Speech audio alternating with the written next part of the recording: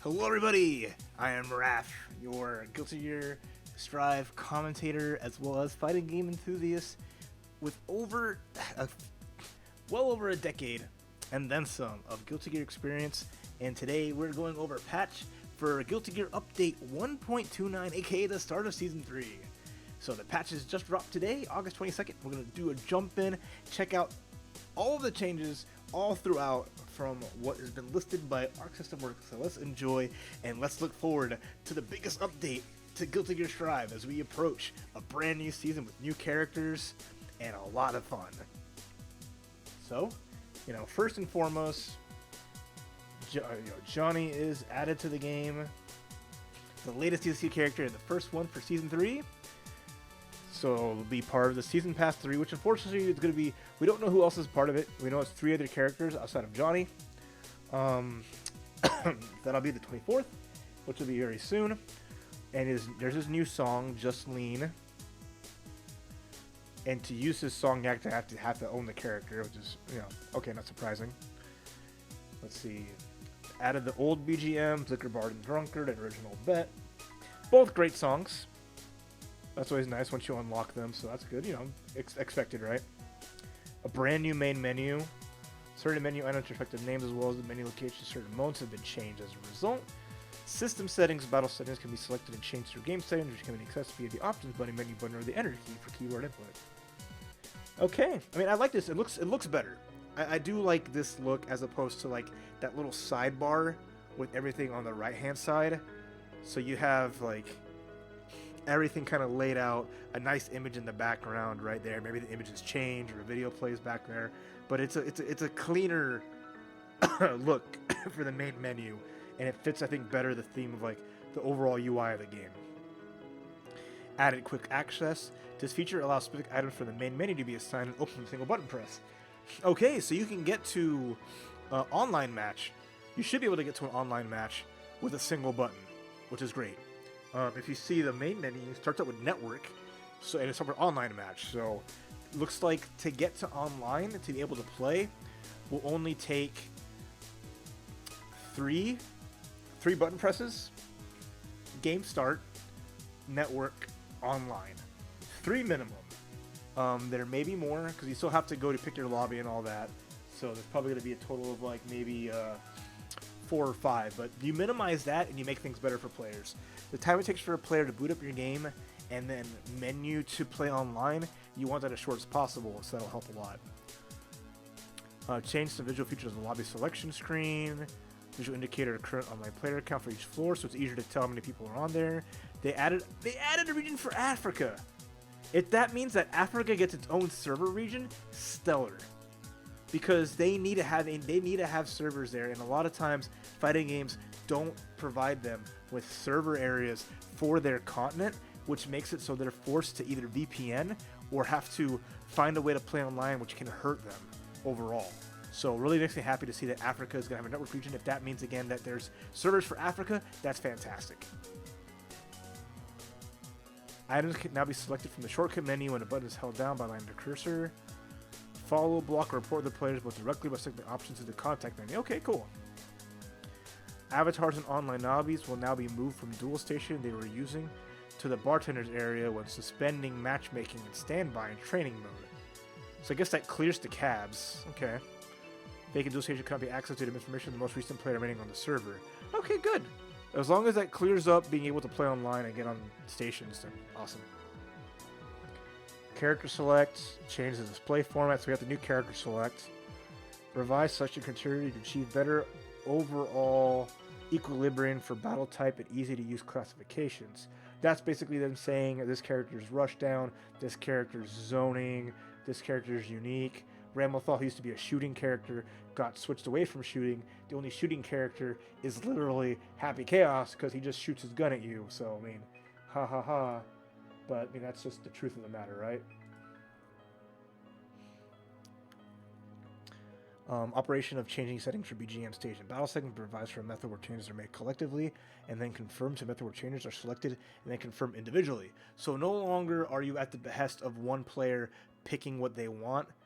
and taking advantage of, okay, I'm the first one to select my character. I pick my songs. It's now, hey, you listen to whatever songs you have selected personally for yourself, and your experience will be different. Your stage music will be different from what your opponent experiences. So now that adds a nice little layer to it, like other fighting games have, which is another stellar addition as well. In accordance with new character and battle changes, new missions have been added. So they added new missions for other characters. That's kind of good. When checking the R code, the options menu button now opens the edit profile screen. Please note that you can no longer edit your profile from the standard R code menu. If that minimizes stuff with checking with R codes, then that's good. New items and glossary, updated text for Asuka, added images from characters. If a special color that is not intended for use by a player selected through unauthorized means, the default color will instead be used. Huh. So if you cheat your way to a color that you're not supposed to have, it will instead be default. Interesting. Match results screen's going to look better. That's good. And grammatical errors in God mode, that's fine. And now we're going to go from battle version. So this is overall version 1.29, but the battle version is going to be version 3.0 to kick off season 3. So the whole game is just version 1.29. You think it'll be version 2 of the game, but that's fine. Fix minor issues and made new battle changes, and let's begin with, here we go, system changes coming up now. Universal mechanics. With the addition of new mechanics resulting in the burst gauge, changes have been made to the properties of the psych burst and burst gauge.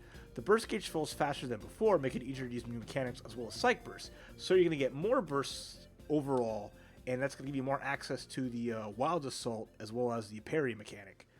The compressor individual style is using a burst gauge from an aggressive with a mechanic to wild assault to defensive with deflect shield. So more ways to play, more system mechanics. So we're just adding more layers to it. That's going to add for just overall performance. You're going to see there. I'm not sure about mod colors.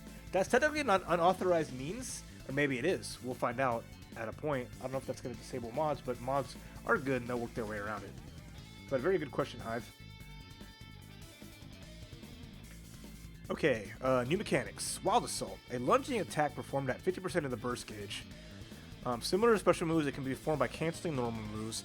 On hidden block, it drains your opponent's burst gauge, which is going to be very important. Probably one of the most important mechanics that they're both important mechanics, but it's going to be very important, I think. And it's going to be very defining of how characters can use it effectively, especially because you can use it in combos to basically ensure your opponent doesn't get a burst before they get wall stuck, and then you can finish the job there. So it's going to be very effective, like a blitz combos that happen in Exert on characters that were in the corner, or on certain counter hits where you can use blitz to reduce their burst gauge and ensure that you can get a combo that kills without a problem.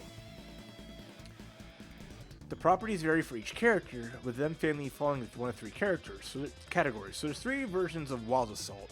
An attack with a fast start for combos, which is the red one, I believe. Attack with a guard crush effect on block, creating advantageous situations. So those are for more characters that don't have guard crush abilities, that don't have stuff like Soul's Fafnir or like the Heavy Dolphin from May, right? Or attack with invincibility frames. So it gives you a reversal when your character may not have one, which is probably characters like, I imagine characters like Potemkin or Goldlewis. For types 1 and 2, the Wild Assault can be canceled to other attacks on the hit or block, whereas the invincibility one can only be used on defense. Okay, so it's giving characters a defensive ability when they did not have one, outside of Backdash, or YRC, which is pretty good. So again, a very powerful tool. The characters that have the combo one is going to help them a lot, and I think they listed the characters who have the red one, but I think we'll be able to. I'll be able to see the list once we have the game in our hands very soon, and we can see how effective the invincibility frames on the reversal one are, and how effective they can be used, and how unsafe they are. And then of course the guard crush, seeing who has that capability to open people's guards better and put more pressure, especially using normals and just being able to maintain offense when they normally might have a short guard string. Deflect shield, special method of blocking at 50% of the burst gauge. Blocking an attack while the deflect shield is active will create significant distance. So basically it's super FD essentially, but 50% of your burst gauge. With a little shield around you, you parry something, it increases the distance. So it's going to be great for certain jump-ins, or it's going to be great for like guard crush attacks. The same applies when blocking projectiles with it in addition to standard strike attacks. It can block both low and over attacks by active, so it's a one-stop shop for defense. While it's an extremely powerful defensive option, it leaves you in a vulnerable counter state for the second half of the move. As it costs Burst Gauge to activate the Deflect Shield, you will be unable to Psych Burst after it could take major damage. So if you don't use it against moves that are telegraphed, then you get blown up. So it's gonna have its downsides. It's not just a quick and dirty like maybe like a quick slash back. No, you're gonna be having delay on it. So it's confirmed counter hit state. Confirm that you better be ready on it, because you screw up and you don't have a burst. You know what happens in Guilty Gear. You're gonna see the screen shake. Counter hit's gonna appear on the screen, and that's a wrap.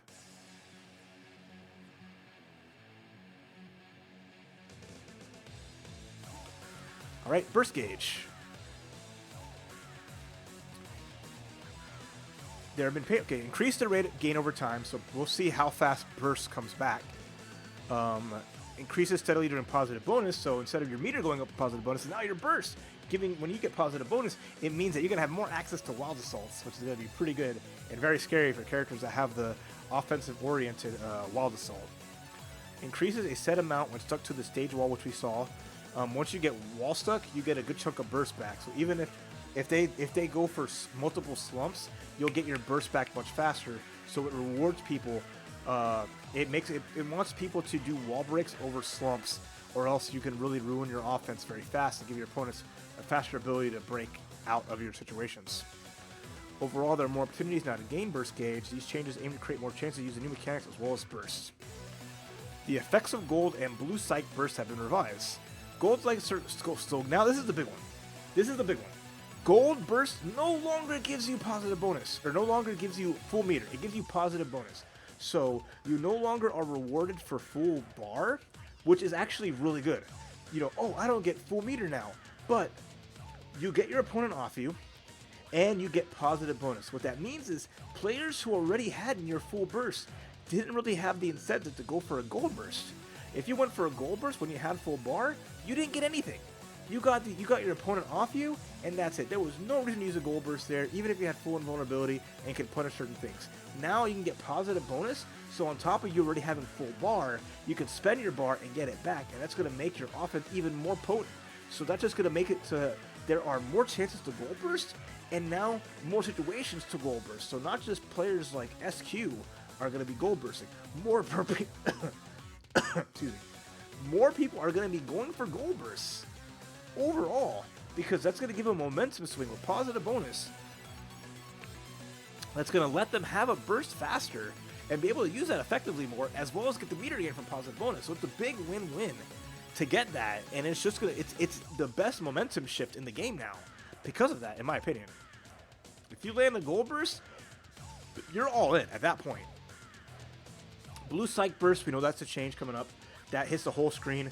If Ramlethal throws a sword at you and you burst it, and if she's not able to recover in time, or Happy Chaos commits to something besides reloading after shooting you with a gun, you'll be able to burst. It's gonna make it so that you don't get checkmate situations in combos that are designed to put you in an unburstable situation where you're gonna be guaranteed to die.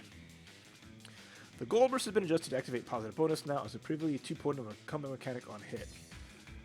I think it's more of a comeback mechanic now, don't you think? Although getting 100% tension immediately, I mean, there's its pros and cons. Not getting 100% tension when you're low on meter automatically means that you can't just kickstart your offense. You still need to actually put your opponent under pressure to get that meter to work for you. So that is true. It's not like net positive, but it skews how effective it is in a way.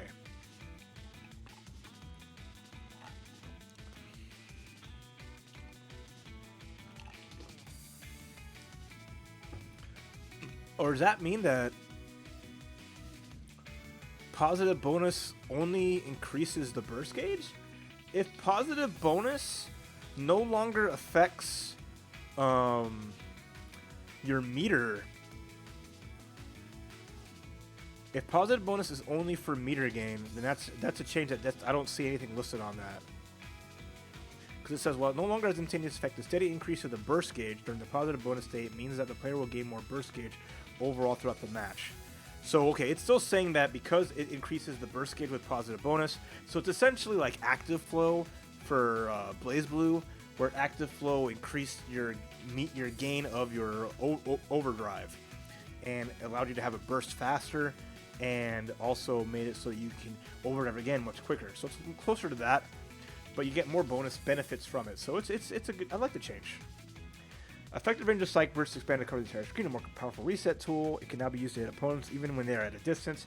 Axl, Johnny, Ramlethal, Happy Chaos, etc. Weight.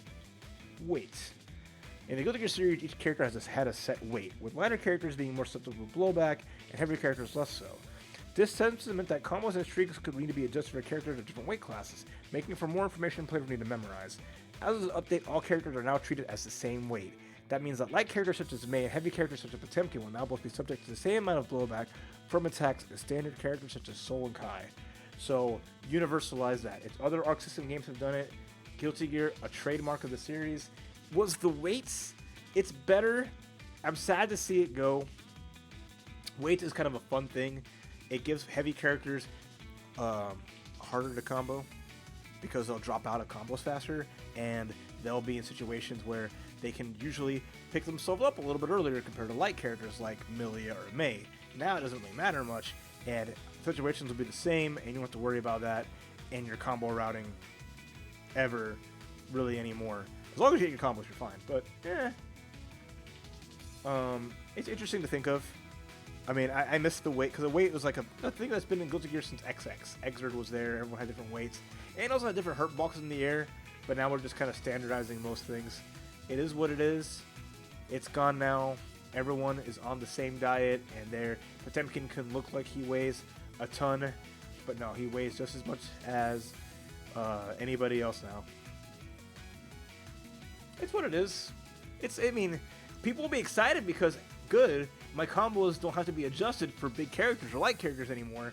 I can just do what I normally do, and it just helps normalize things, which is what you want in a fighting game. You know it is. But those people, I think, have since moved on. I think a big part of it was seeing the changes from Xrd to Strive. So now that it strives to Strive, I don't think it's much of a big deal, honestly. In my opinion. But, I don't know what the normal consensus will be, to be honest.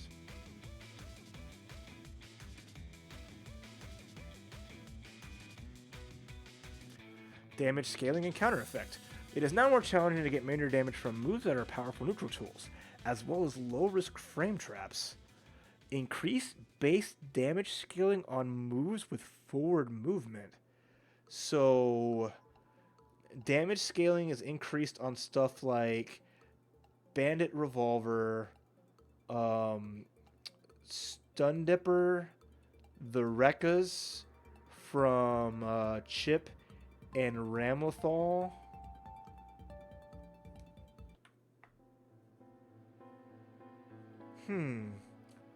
I gotta see which ones they all mean, because that's more scaling on things with forward movement. I can imagine, let's see, like Giovanna and her Ventania. Or no, Troval, sorry, the Spiral Kick. Counter hit probably going to be reduced in damage, because that's a very heavy forward momentum move. We'll have to see which all ones are effective, but essentially, yeah, I see that as a big loss to like a character like Soul, Bridget. I think it's a nerf to Bridget damage, because she has a lot of special moves that move her forward a little bit. Probably not a huge like nerf to her. I'm just going through I'm going through the characters I'm thinking of in my head that this will like really do stuff to. Potemkin, maybe Potemkin's different. Maybe Hammerfall counter hit. Hard to say. I don't know. Eno is going to be affected with Stroke to Big Tree. Maybe Millia, and I don't know if Millia is going to be affected by that. Maybe on the counter hit hair car will weaken that a bit. It's hard to say. There's just so much of the cast to think about. Fujin, I think Fujin on Anji is weakened as well. So counter hit Fujin is going to be a lot less damage, which that was like a big money maker for him.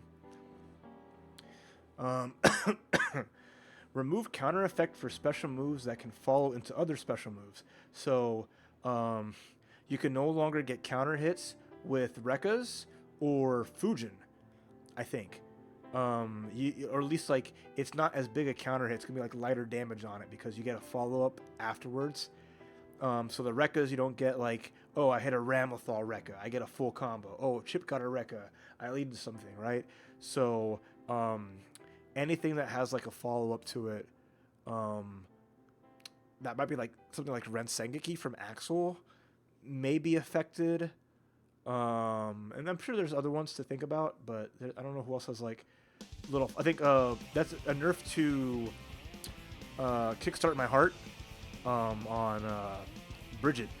Her scooter is going to get no more counter hit effect, so you're not going to get as much damage catching people off guard with it, but you'll still get the follow-ups, right? Okay, I'm sure there's more. That gives you an idea of what that means. And then overall, reduce the damage of overdrives and command grabs. So now supers and command grabs will do a lot less damage, so you're not going to die immediately from Ramlethal doing Calvados to you in the corner. Tyrant Rave isn't going to immediately murder you, etc. Wild Throw is not going to murder you immediately. And Potemkin Buster is not going to be as strong a tool.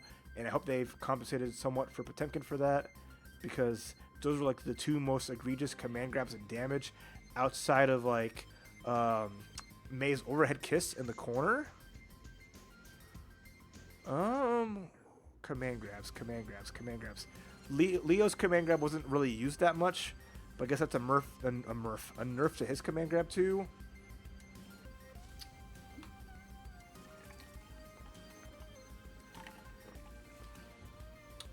I don't think there's a lot of other command grabs, to be honest. I can't think of much more. Mainly May, Soul, Kai, Potemkin. Chipp, I guess? Leaf grab's not going to do as much. Okay.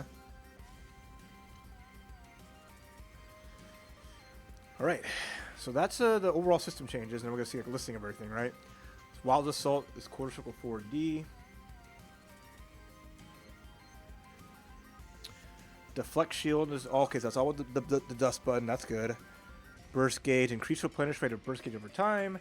Now replenishes while positive bonus is active. Burst range now drains with negative penalty. So you lose burst with negative penalty.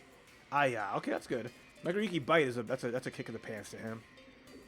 Burst Gauge now replenishes when a player incurs Wall Stick as well as Wall Break, regardless of Wall Stick. Okay, so both of those situations you increase your burst gauge, so it's benefits to the people who finally get like knocked around pretty heavily. But negative penalty, which is rare, draining burst is very scary, so you really don't want to get negative penalty, or else you're in a bad spot. Psych Burst has a better attack level now. Does that mean it makes it safer, or is that going to make more knockback on it?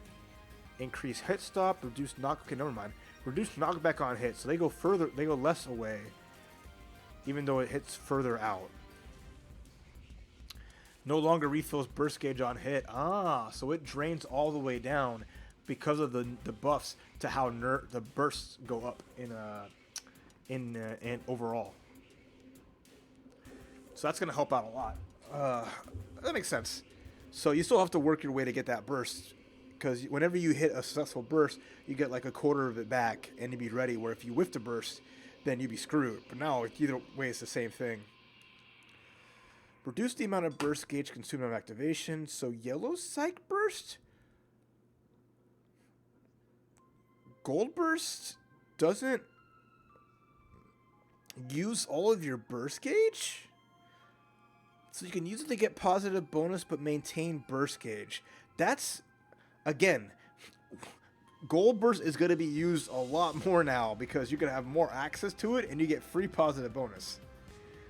Increase the attack level of gold burst.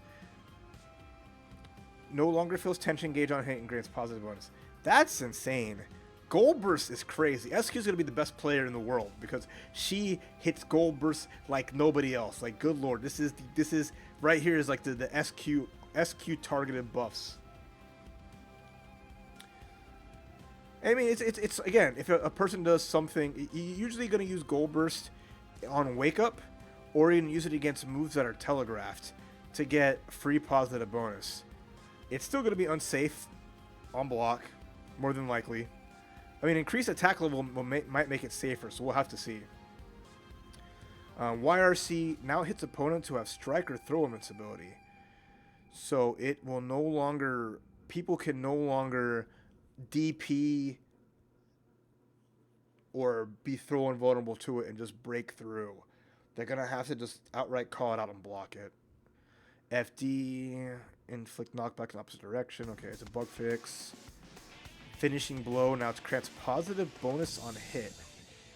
I'm not sure what finishing blow is. Hurt boxes for some moves for consistency. Okay, so hurt boxes have been adjusted, weights have been consistent, and counter hits have now different visual effects.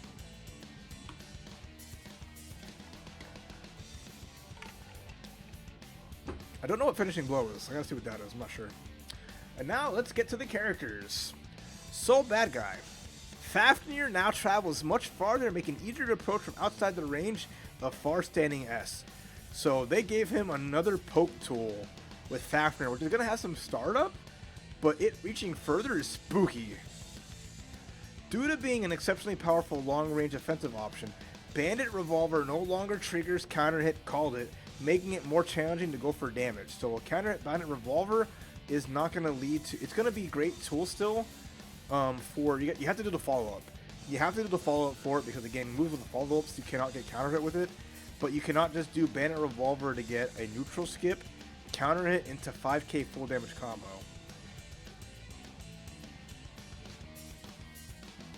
Ah, okay. So charge this thing makes sense. Good call. Thank you for having berries for that. I should have known that. That was the name for it. I just figured it was the finisher for that the ending for Dust. So that's good. A charged Dust now grants you positive bonus. Faster crouching K. Far slash adjusted the opponent animation on hit. Interesting. Reduced horizontal blowback distance. So your opponent, it's now easier to combo off of it with heavy slash or Bandit Revolver at max range. Forward heavy increases wall break better. Volcanic Viper. Delayed strike invincibility activation, so it is no heavy slash version of Volcanic Viper can no longer be consistently used as a wake up option. You're forced to do the slash version, which is in tune with other characters.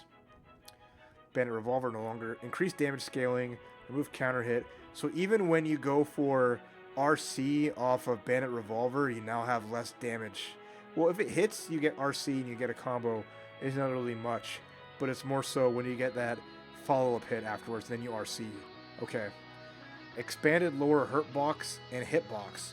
So it's going to be harder actually to jump over. It's a big nerf to Bandit Revolver, which was like the go-to move when Souls had 50% meter just because it moves forward, combo on hit, and it's a great tool for just crushing lows. So now it's going to be less for them to do that. Okay.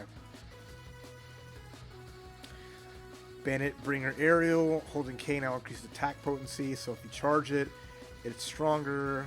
Wild Throw does less damage. Night Raid Vortex. Increased base damage scaling, so now do less damage from it. Fafnir, more damage scaling. Reduced launch height after ground bounce, so it's going to be a little more difficult to combo from, but it does go farther, and tighter range does less damage.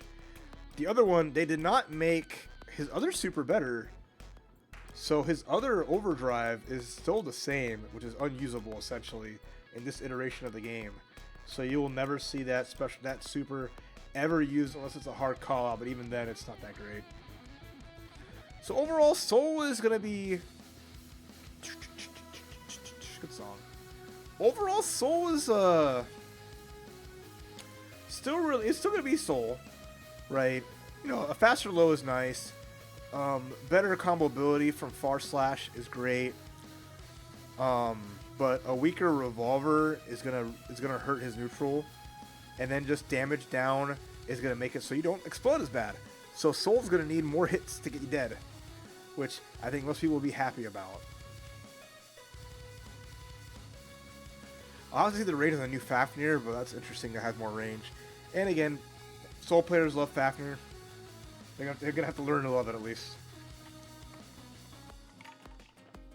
But that's still like, Wild Throw is like being damaged down is like whatever.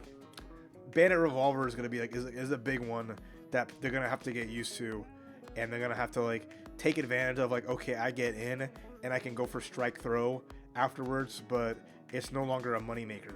Okay, interesting. Kiske. Decrease the startup of far standing slash and standing heavy left, making them more effective. So his buttons got better, which is frightening.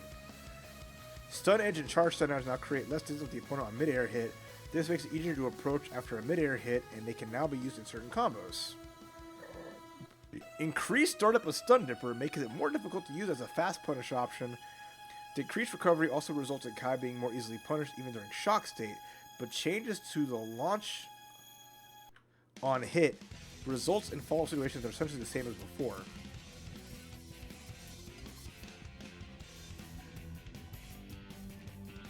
Okay. Let's go through the notes before I make any comments on it. So, far standing slash is weaker. Crouching slash is nerfed, so that's slower. But heavy slash is faster.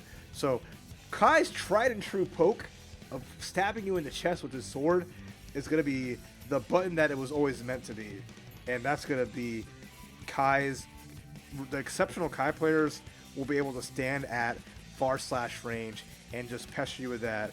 And if you're not doing a 6P to break through it or counter poking effectively, it's going to be a struggle.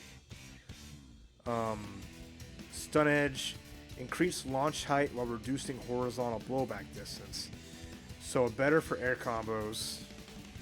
Charge stun edge, increase launch height, reducing horizontal blowback distance. Okay, so in air combos, it's going to be more usable. Air stun edge, increase launch height. Okay, blowback distance for the aerial version of stun edge is now more consistent as a result. So easier to stay on top of people. I'm not sure if there's going to be any kind of like combo follow-up after hitting an aerial stun edge, but we'll see. Stun Dipper is now weaker, so you don't get as much damage on hit anymore. It's slower, which they noted, so it is no longer an auto punish on certain special moves, but it does launch on hit, so it's going to be more consistent to get combos off it, as well as more consistent to get the second hit if you hit the first hit. But you give them more recovery, so it's a solid nerf to Kai with at least a benefit to it, because stun edge is essentially what they always use whenever they have bar, as well as a guaranteed punish no longer on certain things. Frudrark now has more damage scaling, so if you hit a Frudrark, it doesn't as much damage. Heavy slash vapor thrust, like other DPs, no longer a wake up option, you have to use the flash one. Dire Claw, increased base damage scaling, so again, more damage scaling on it, and then reduce the damage of Rival Lightning, although Sacred Edge is going to be your go-to wall break then. So, I mean, Kai, better neutral, but Stun Dipper being weaker is gonna make some matchups a little tougher, because again, not having a guaranteed punish against characters like Leo and etc. is gonna make it so you have to be more mindful of how you use it, and you're gonna have to rely more on just like your faster, just normal buttons to try to challenge afterwards and take your turn. But I mean, just better ability of like air stun edge is nice if you get hits, I guess, with it. And then just overall damage is down across the board, I think, for most of the characters. So off certain things, which is kind of gonna make the game last a little bit longer, especially with people having increased burst and more burst. It's increasing the longevity of the matches, it seems like, and how big this goes into effect, because defense and life aren't up, but damage is down. So things will last a little bit longer, and we'll see how noticeable it is as people will get their hands on it.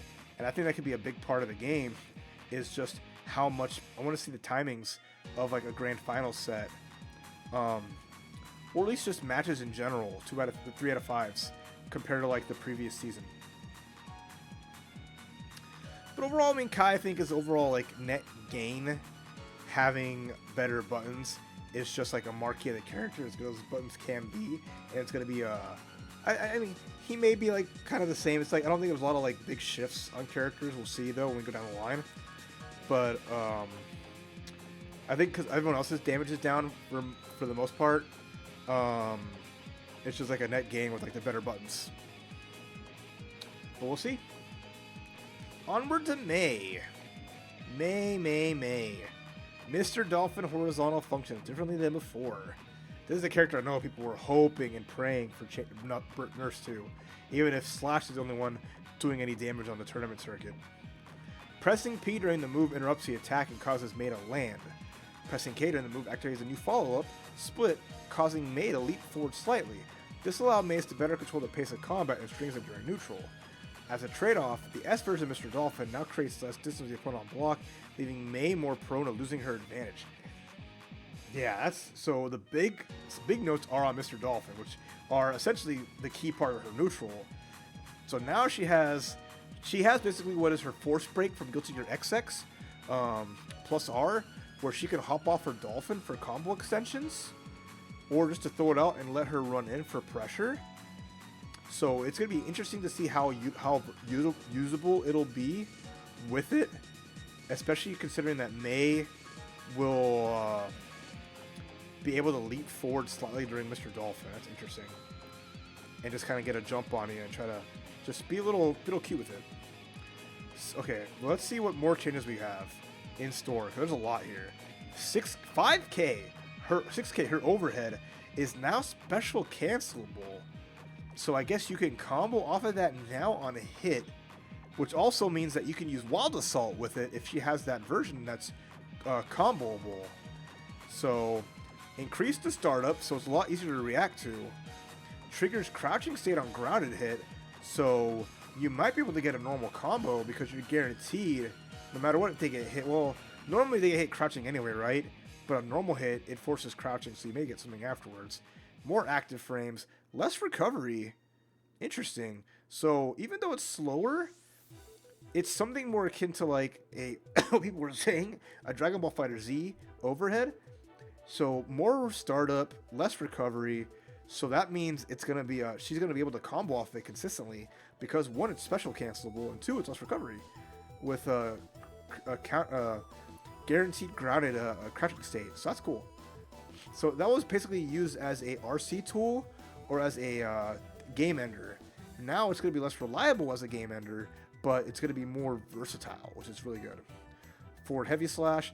This is a big one. This is probably the biggest nerf one of the biggest nerfs she got. Removes launch effect on hit for normal version only. Incurs more wall break value. So you cannot do like close slash into 6 heavy slash, or a counter hit 5K into uncharged 6 heavy and get a guaranteed combo with a Dolphin that you normally were able to because of the bounce that it caused on normal hit, which enabled a lot of damage that other characters weren't able to get because no other character really had that effective of a tool in a command normal, typically. Crouching heavy slash in the air, reduced knockback on hit, so it's easier to follow up with. Mr. Dolphin horizontal has more recovery on whiff, so easier to whiff punish. Okay. P during the move interrupts the attack. K does the hop forward. Holding slash and heavy slash no longer changes active frames as a result. So you can no longer charge S Mr. Dolphin or H Mr. Dolphin. So there's no longer ooh, that's a nerf. You no longer can do charge Mr. Dolphin. Oh no. Yeah, we'll have to see how effective the cancel as well as the hop off are, because that was a big part of her game, which was getting guaranteed like guard breaks and putting pressure on with charged Dolphin. Ooh. Mr. Dolphin horizontal. Okay, S version. Reduced knockback on block, which leaves her up close and very scary. More damage scaling, so on counter hit you get less damage. Reduced rebound speed upon contact with the opponent. Okay. Heavy slash. More damage scaling. Increased risk level depletion. So your risk when you get hit by it goes down more instead of letting you more counter hit combo potential. And mid combo blowback scaling has been increased. Interesting. Mr. Dolphin vertical. Increased damage scaling while ascending. So if it anti-airs, if it goes down, it's fine. If it goes up and hits somebody on the way up, less damage available. Pressing P now decreases movement distance. Holding S or H no longer changes movement distance result. So now you can press one button to make it go a shorter distance, but you can no longer change it with heavy slash or slash. And both her supers do less damage, Goshogawara and Great Yamada. So you're not immediately going to get erased by Mei. Hooray. Because again, more damage scaling Mr. Dolphin is going to weaken her. It's going to weaken her corner combos. Her super is doing less damage. It's not going to be a big one-shot kill. And then Mr. Dolphin having less pressure ability is going to make that move. It's basically essentially making Mei have to rely. It's still a marquee part of Mei, but it's gonna make it so her offense isn't as oppressive, which is going to be really big for a lot of people having to deal with it, because that was a big part of it. Is you were blocking Dolphins for so much, your risk gauge was going up. You were so scared of getting countered by Dolphin and getting erased. So it just really makes it just more effective. It makes it less effective for offense, but it's still a great tool because of its how it moves forward, how it has good startup, and as a combo tool as well. Overall, I think like I don't know. It's hard to say. I think like the overhead buff is kind of neat. The follow-ups to Mr. Dolphin, depending on how good they are, can be like an overall like same position here for Mei. But the Mr. Dolphin nerfs are definitely a nerf, so they're gonna feel that. And essentially, you can't just be you can't be mindlessly chunking Mr. Dolphins. A little more thought's gonna go into pressure. Axl Low. That's a small group of changes. Sickle Flash, aka Rasengeki, creates more distance with the opponent.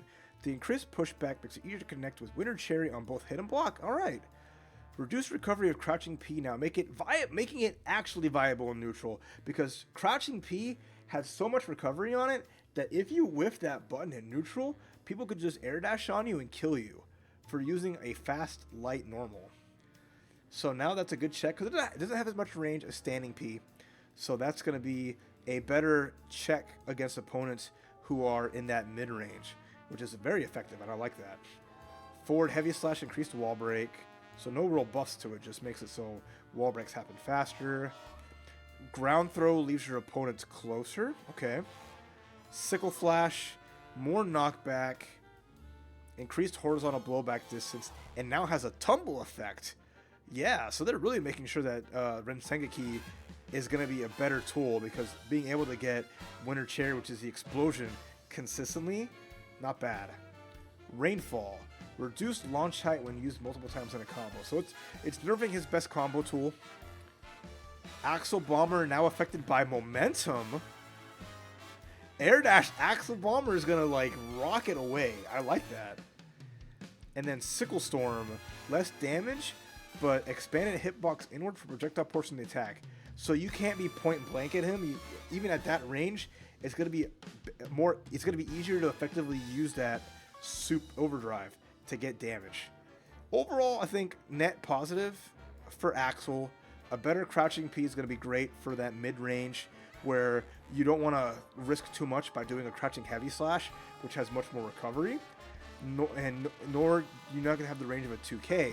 So more 2P is going to be that frustration factor, which is really useful. Having that move to be able to force your opponent into the air where you can get the damage off of anti-airs and get anti-air, and that's usually your goal as an Axl player, is to get your opponents to jump, anti-air them, cash out big damage, and frustrate them in that sense.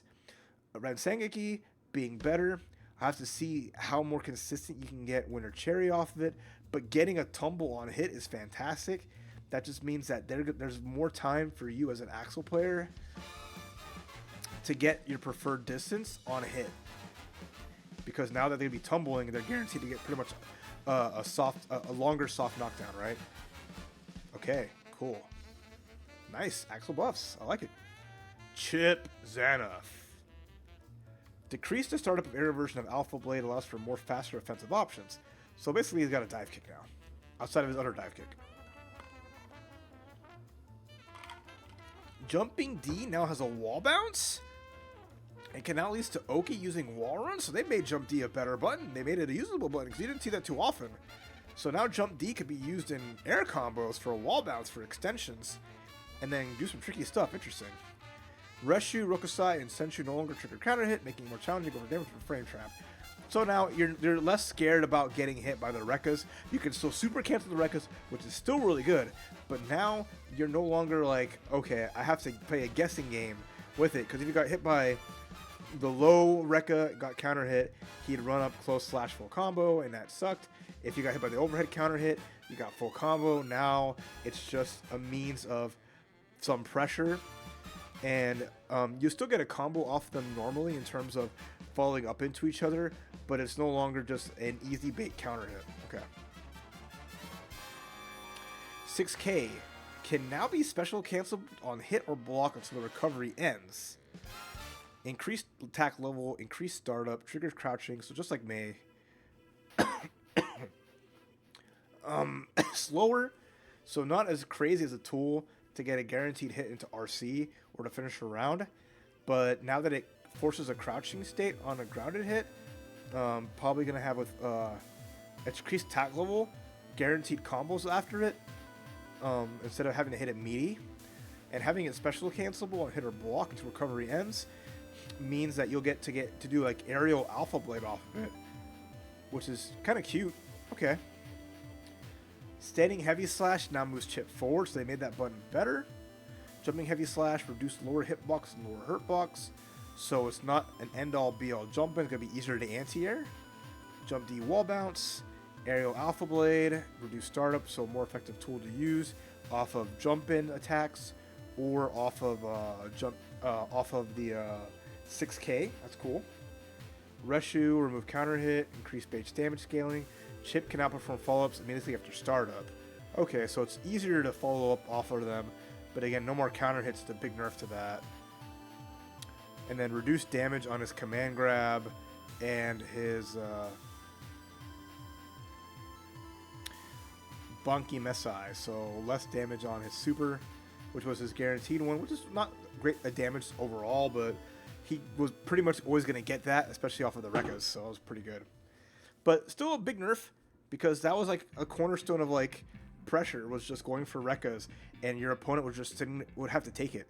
Like you would have to sit there and like, I cannot press a button during Rekkas, because even if they delay it and don't do the follow-up, I still have to respect it, because the follow-up counter hit was just so daunting to deal with, and it would, now you can challenge it with more confidence, which is going to make it dealing with him in pressure a lot easier. Although we'll see how well aerial alpha blade with reduced startup is going to be, and as well as just the 6K going to be used more outside of like with meters would be interesting. But still like a significant nerf on Chipp, and the jump in 2 being nerfed, I think he's still going to be, it takes away a lot of the silly stuff that he has, but he's still going to be effective. I think it's just less to worry about, which is nice. Again, they can't. Again, no more easy bait counter hit frame traps. Yay, net positive for the community, even if it's a nerf for Chipp players. But he's relatively, mostly the same. So it's fine. He's still going to have good 2Ks. He's still going to have close flash pressure. Wreckers are still going to be a tool he can use off of buttons just to scare you, no problem. And they're still safe on block, so it's like whatever, right? At least it's part of them are. Potemkin, that's a good amount of changes. Here we go. Next up, our grappler. Mega Fist 4 now launches on hit against grounded opponents, creating more advantageous situations for Potemkin afterwards. While the added distance will make for a more difficult Okazemi after hitting grounded opponents, it helps Potemkin more easily drive opponents into the corner. However, opponents will now ground tech when landing, so forcing a downstate through moves such as Garuda Impact is now necessary for going into Oki. So Mega Fist forward is no longer like a hard knockdown. He at least gets to cover pressure and stay up close to people.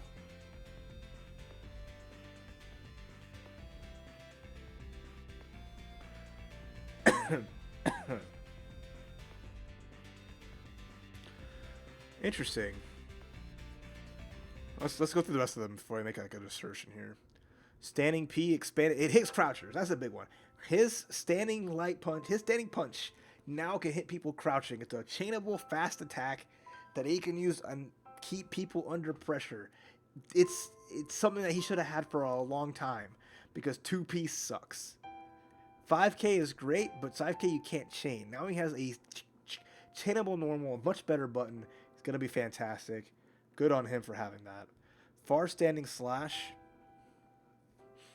the hand now triggers reduced horizontal blowback distance. So they easier to follow up pressure afterwards when you hit somebody with it. Okay. Mega Fist backwards now triggers grounded tech on landing, added launch effect on grounded hit, so you can pop people up better. Or no, backwards. This is Mega Fist backwards. No, it's supposed to be. Did they say? Isn't it forward? They put it wrong. Mega Fist forward now launches on grounded opponents. Yeah, that they have that wrong. Mega Fist forward now triggers grounded tech on landing. So when an opponent gets hit by it in a full combo, they can roll out and they're not going to be a hard knockdown. But there is a launch effect on grounded hit. So if you hit him on the ground, they do pop up so you can move forward and get close enough to put some pressure. But as a combo ender, you're not guaranteed as much pressure anymore afterwards. Okay. Slide head has more knockback, reduced launch height, no more guard crush, but less recovery. So, I mean, it's probably for the best. Reduced launch height, so they don't get launched as high if they get hit by it. But then reduced recovery means it's going to be more. You can use it more effectively, but they're still going to be in block stun. How much less recovery remains to be seen, but I don't know. That's an interesting change. No guard crush because of reduced recovery means they don't want Potemkin just being able to apply pressure as easily afterwards. But, not that you got like anything off the guard crush really. You just kind of scared your opponent there. But increased knockback and less launch height. That just means that I think you can just get closer. Be able to get closer faster, which is scary, right? So that's kind of good. That's really good, honestly. That's thinking that buff to slide head. FDP, the flick. Reduced knockback on hit, increased the startup, expanded frontal hitbox on startup, increased active frames, and reduced recovery.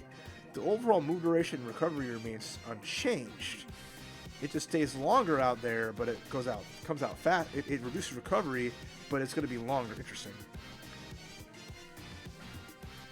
And easier to affect projectiles. So, I mean, they mentioned it. Increase the startup of the inner part of FDB now allows it to change into other attacks. It says increase this. I'm so confused. Increase the startup, but then it decreased the startup. From what I heard, they were saying that you can do flick more in combos, which could be useful. I just don't think the notes are right in regards to that. No longer drains tension if canceled before the time freeze effect. Interesting. So Gigantor RC no longer makes you use 100 meter as much. So you can Gigantor and back out point blank without losing all your tension, which normally it drained pretty quick. Okay. And Heavenly Pop Butcher does less damage, even though you don't see that super that often. Overall, I think net positive.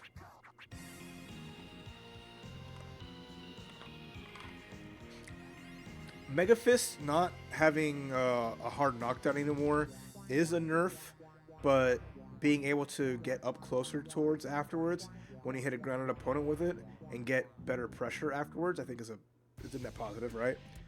And then the slide head buff is interesting. I need to see that in action. But yeah, overall net positives. It's going to be more of a threat at full screen and with pressure, because now it's not just Garuda Impact. He's going to have on grounded characters the ability, I believe, to combo into flick for be able to combo into flick on grounded opponents, which will open up his combo game on the ground. And then slide head is going to help out full screen or like mid screen, and then just having the buffs to his buttons make him a little bit stronger up close and in mid range. So still he's gonna have his problems depending on I don't know what version of Wild Assault he has. He might have the guard crush. I don't think he has the guard crush version. I'm sure he probably has the invulnerability version, which will give him a true reversal, which is pretty good. So I'll have to see what they gave him on that. So I'm not sure. All right, here's a big one. I know Faust is going to be a problem. Holding down P during what could this be? Naniga de Rukana results in Faust storing one random item. The stored item can be thrown with down P. This allows Faust to keep an item in reserve and therefore create more effective strategies.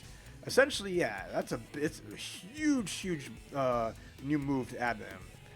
Holding down K during thrust now causes the guard crush effect, allowing Faust to bait reversal options such as 6P. This also makes it a viable option for starting an approach. And then increase the inner hitbox of crouching slash, making it easier to connect with bombs in certain situations. Okay. So easier to hit bombs with that to get that different launch on it. Forward heavy slash, his overhead increases the wall break a bit faster. Mix. Reduced horizontal mid combo blowback scaling until the third hit. Reduced immediate horizontal mid combo blowback until the third hit. So maybe more. I don't know. I gotta see what that change affects his combos. Maybe make it more consistent to hit those and get the combo mid-screen as you're using mix on certain hits. Holding down P. Well, he puts his item in the bag and then he can shoot the item on top of his head, which makes it so you can see what item you get, store an item, and you can still throw items out afterwards. But it is not a faster special. What could this be? Is not have less recovery. What could this be? Down P is the follow up after you eat an item. Nice. Banana, removed wall bounce effect, increased horizontal distance while ascending. So banana goes farther when you throw it. Banana peel does not wall bounce, and again, just the raw banana peel will go out farther, so it's more of a threat to the opponent. Thrust, you basically could charge his thrust, where most people would as soon as they see the thrust, the scalpel pull, they would immediately 6P and get a counter hit. Now Faust can mix that up and get a guard crush if people aren't really ready to scope it out, which is nice. But then his super does less damage, which is kind of funny. When it's all said and done, the bone crushing excitement no longer does as much damage there. So, I mean, net gain, his buttons are still the same, essentially, but having items being able to be stored is going to be a lot better for his neutral, because once you eat stuff like a hammer, you are just going in, right? You eat meteors, you're going in, and you're just reapplying pressure, and that's going to make his offense much stronger. And like the better scalpel pull is also really good too. So just having that effective, having a consistent guard break attack, as well as something that can like be trickier to have an opponent deal with is really good. So again, net positives. Apology Man and Leo are going to be eating good. No pun intended.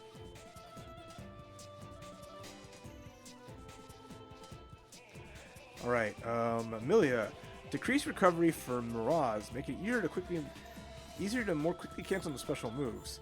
This allows for more deceptive offensive options to help confuse opponents. The decreased startup of Lust Shaker now makes it possible to combo from standing heavy slash into Lust Shaker via Mirage. The string is safe even on block unless the opponent uses an invincible reversal, making it a low risk option for resetting to neutral. Okay, interesting.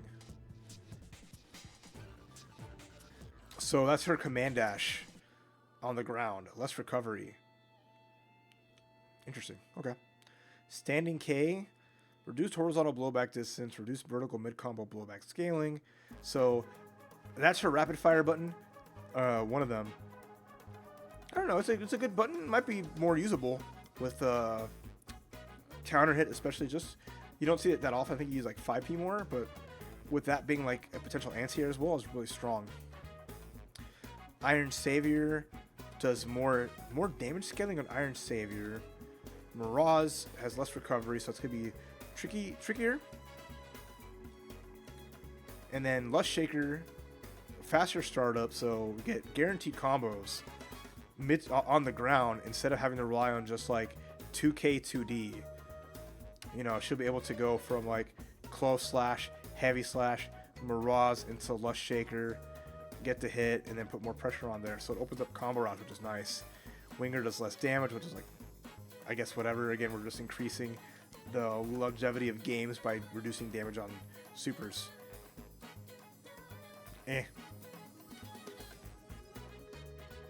But Okay, not crazy changes, but just having more grounded options for combo routing, as well as just to be able to reset pressure and having ways to make people have to be more scared when you're blocking against her is kind of nice. Here we go. Every Zato main is essentially throwing this character in the garbage. But let's see. Zato and Eddie can now switch positions with down when down is input while activating Summon Eddie or Break the Law. This is opponent option when Eddie is behind the opponent or when Zato and Eddie are far apart. In exchange, Zato's solo moves have been downgraded. Essentially, we gave him a new move that lets him switch places with Eddie at any time when Eddie is summoned or during Break the Law, aka when Zato is underground. He can swap places when he has little Eddie out, which can be really good depending on how fast it recovers when you do a swap.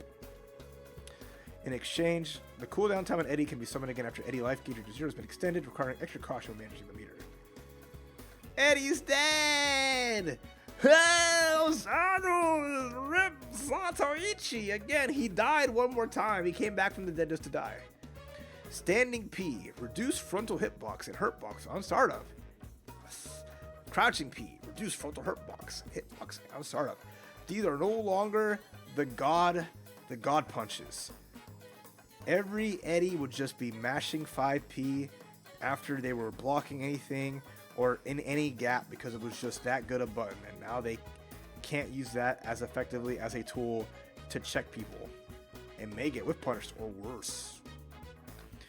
Close standing slash, reduce startups, so it'll be more effective as a pressure tool and probably better for combos. Forward heavy slash, wall break value incurred, although you only really use that after you had a wall stick. Dust, expanded frontal hitbox and hurtbox, so it looks like Dust is going to be a better, more reliable. Eddie's life gauge, so Eddie takes much longer to recover.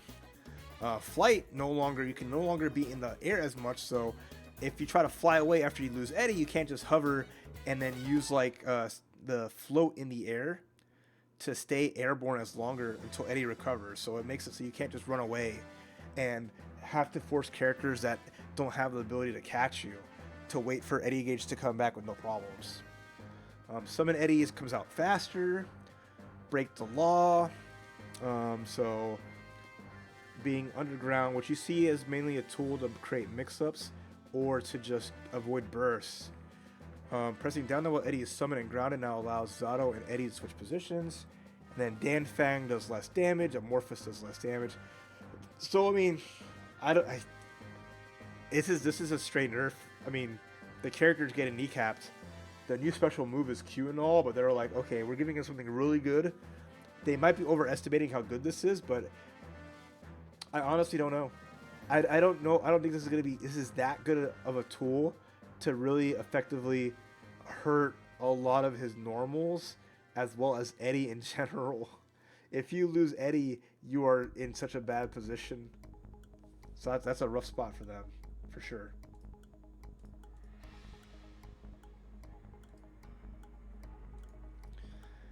Zato mains are out of there. They're vacating the premises. They're saying, sayonara, Zato. See you in the next version of the game when you get buffed back up to where you should be. I think he got the most nerfs of any character. Like 100%. He took the biggest hits as a whole. It's actually kind of crazy how many nerfs he got to like compared to everybody else.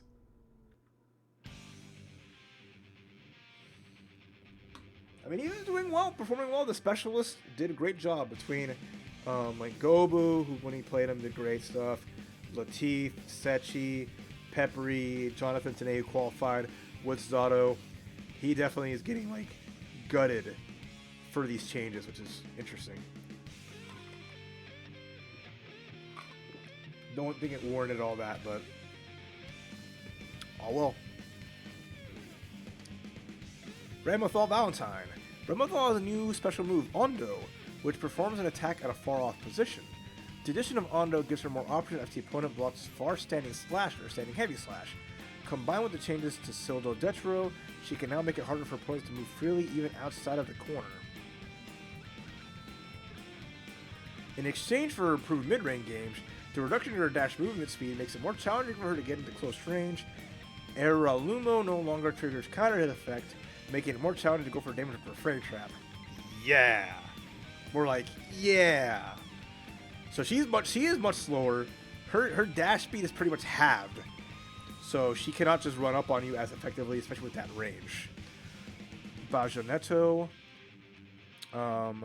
does less damage. Those are her sword shots. Daro, more damage scaling on Daro. Sodo Detro, which is her flip. Reduced knockback on hit. Increased knockback on block.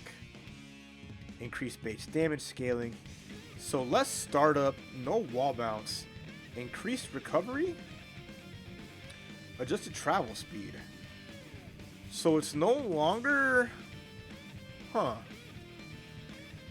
It's a good check and a catch, but it's no longer a I am plus frames tool. I don't think it's going to be punishable, but it's no longer a tool that she can just effectively use to just throw out to make it to make people have to hold her pressure, because she would get you blocking it and she'd be able to do like a 2K and just exert herself afterwards. And if you didn't check it, you'd be screwed. Now you can block it and be okay because you're going to be knocked further back and have more space between you and her.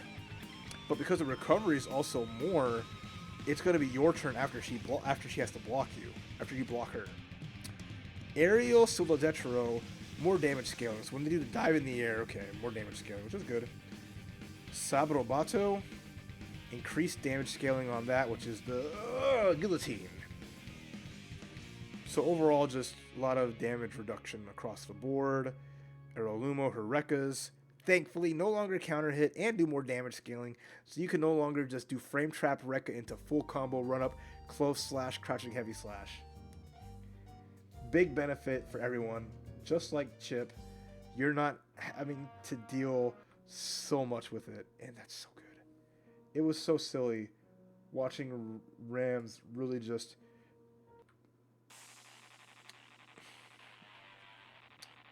endlessly throw stuff at you with Rekka pressure, and you have to sit there and like, if I press a button, I die. Now they have to commit to the full thing or stop their pressure.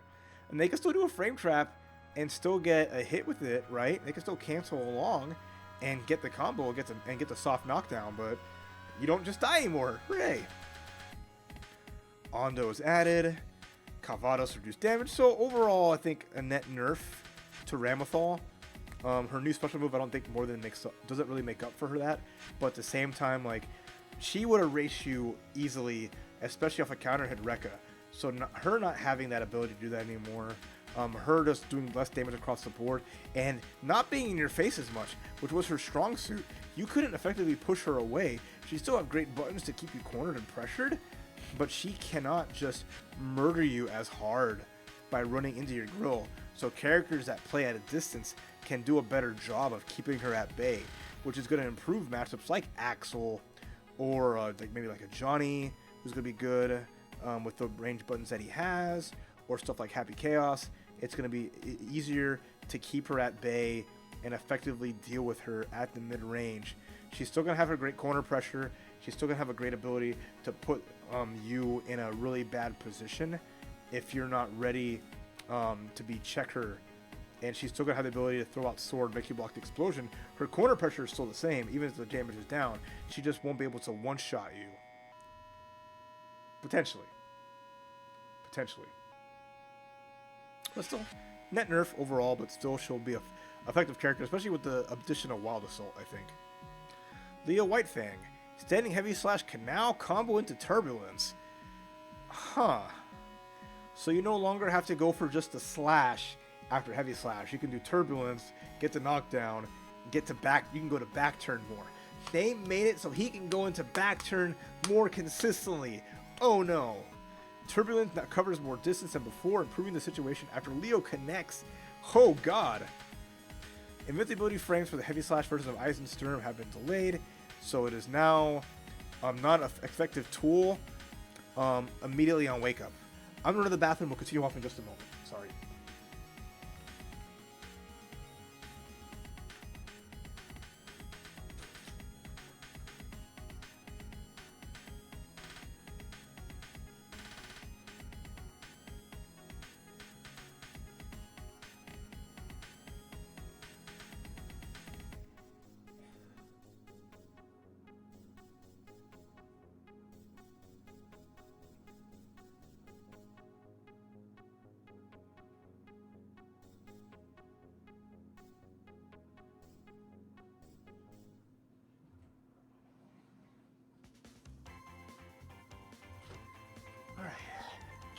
Just call me Asuka, cause I'm a whiz. Okay, sorry about that. All right, invincibility frames for the heavy version of my. Okay, so let's look at all his notes. Close standing slash, expanded lower hitbox and hurtbox. Interesting. I guess just making that move a little bit better. Heavy slash, increase attack level, which makes it so you can combo into turbulence. Jumping D, added additional ranged hitbox. Wow, they made that. That's a move that Tempest really used effectively. So they made that move better. Interesting, okay. Eisensturm no longer can use it. So you no longer get a free hard knockdown into back turn off of reversal Eisensturm. But it's still very usable in combos. Still an effective tool to get a hard knockdown by doing, 5k, 6k Eisensturm, right? More damage scaling on his slash, and less horizontal blowback distance. So I think looks like he's going to stay closer afterwards.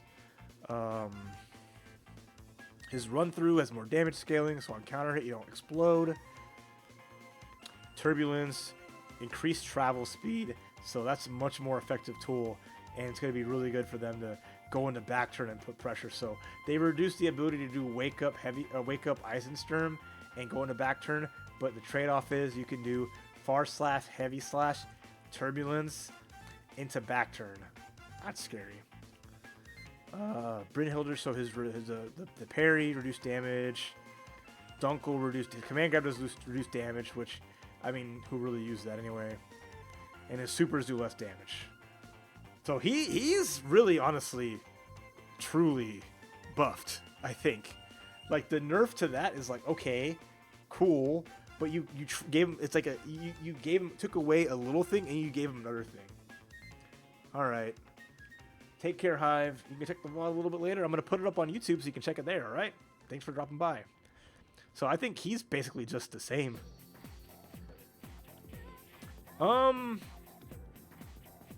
Having gone through most of the characters so far, it effectively looks like Leo is honestly eating pretty good from what I can tell. His damage might be down on some things, but like the tools they gave him is kind of interesting.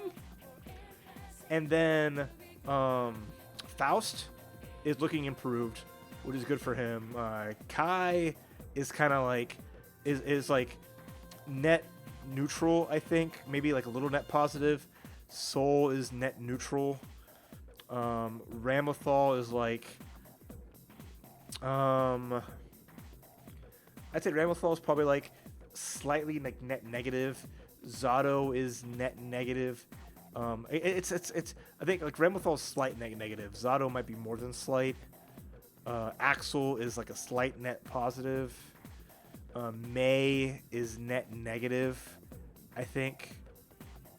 Chipp is I think he's Chipp is net neutral.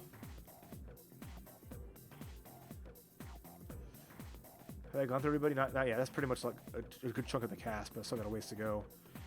Millia, I feel like is like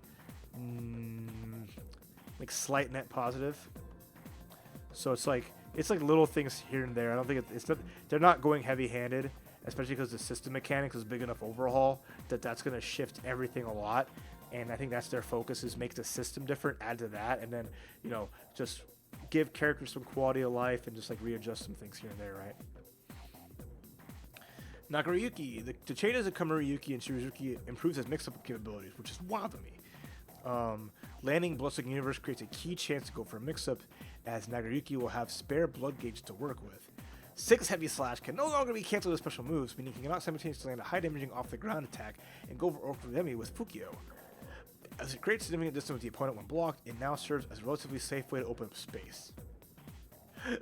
So, Standing K, increased launch height, expanded hurt box between Nagoriyuki, so it's easier to hit him when he uses it, and increased recovery. So, you can't just be throwing it out as much. That fucking kick move.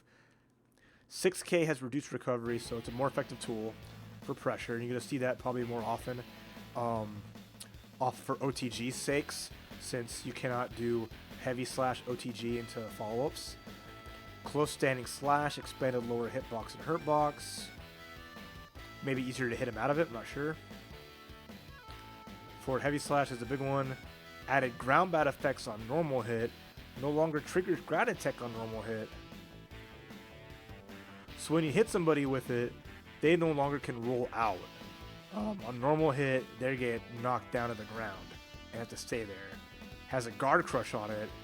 Has a launch height on ground bounce for counter hits. So if he hits counter hit 6 heavy, like a Soul Badguy, he gets a bounce, but can no longer special cancel. So nerfs as an OTG, but improved as an actual move. Nagoriyuki, the Spinaroonie, changed from mid to low attack, but more damage scaling and increased mid combo blowback and used into a combo.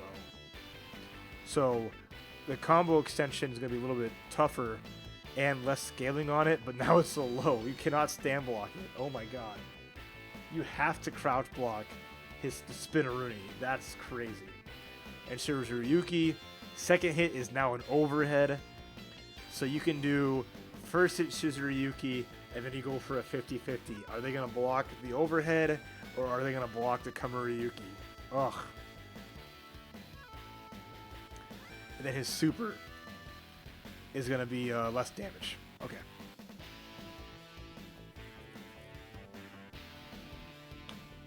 Yeah.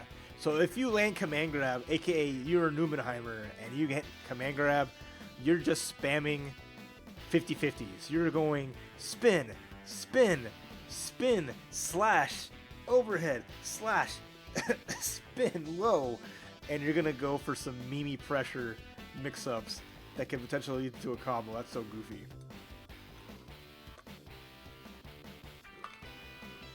I'm gonna say net neutral on Nagoriyuki. Yeah, the 5K nerf is something that is really good for everyone else, and the forward heavy slash being, hey, massive damage into more pressure into reducing your blood gauge, is no longer going to be as effective as a tool, which I think is going to be is the saving grace, I think, for a lot of people, not having to worry about dealing with that as much, especially if he makes you block it and guard crush. He'll be at advantage, sure, but at least you're not holding a mix-up. Could you imagine if that's guard crushable and had like more pressure? Because they really made 6 heavy slash survive the nerfs. It's not just like, hey, this move is something you can do in pressure. No, it's just, it's great for pressure, great on hit if someone gets hit by it. You just can't, like, it doesn't give you brainless Oki. Yeah, net neutral, I think, for sure, overall for Nagoriyuki across the board. Giovanna has a new special move, Chave. It allows her to perform a powered-up version of other special moves by using them during the move. This greatly changes her neutral game of combos. The opponent will now attack upon landing after getting hit by Sepultura, making it more challenging to go for both an off-the-ground hit and Okazemi. It takes more work for her to achieve knockdowns than before. So Sepultura is the dog kick, so more damage scaling.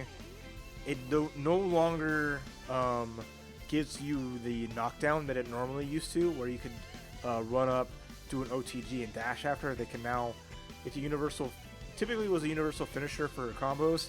You have to dash up and put pressure, but definitely a big nerf, honestly. Increase both launch height and reduce horizontal blowback distance on grounded hit. So I think more useful. So yeah, because her thing was, hey, I get Saputra, and then I can go dash in for a 50-50, and then you were basically just guessing for your life for strike throw.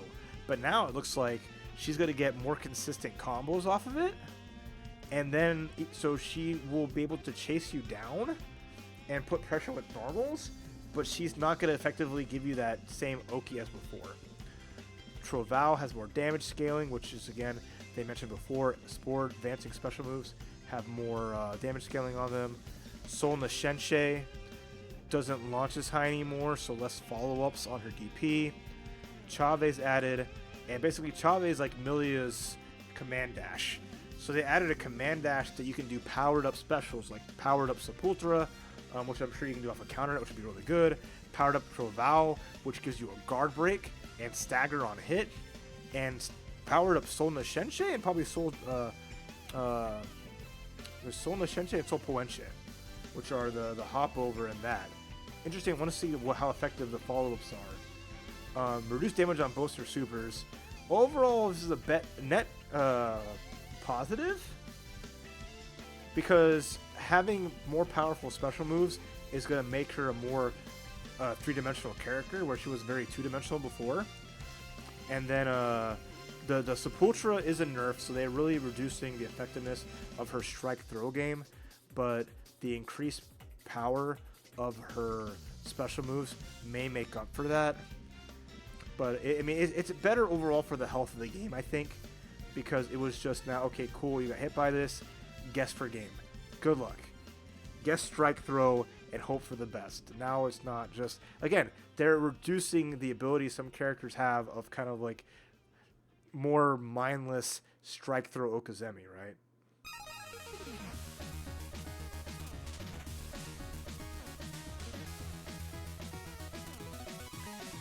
We'll have to see, but I do think that's still, I think that is like a slight net positive, even with the Sepultura nerf, which is like the only real like big nerf. I mean, damage from supers going lower is whatever, and Troval doing less damage is fine. Anji Mito. Anji has a new follow-up move, Midare, available after withstanding an attack with Sugetsu no Hakobi, aka his Spinneroonie.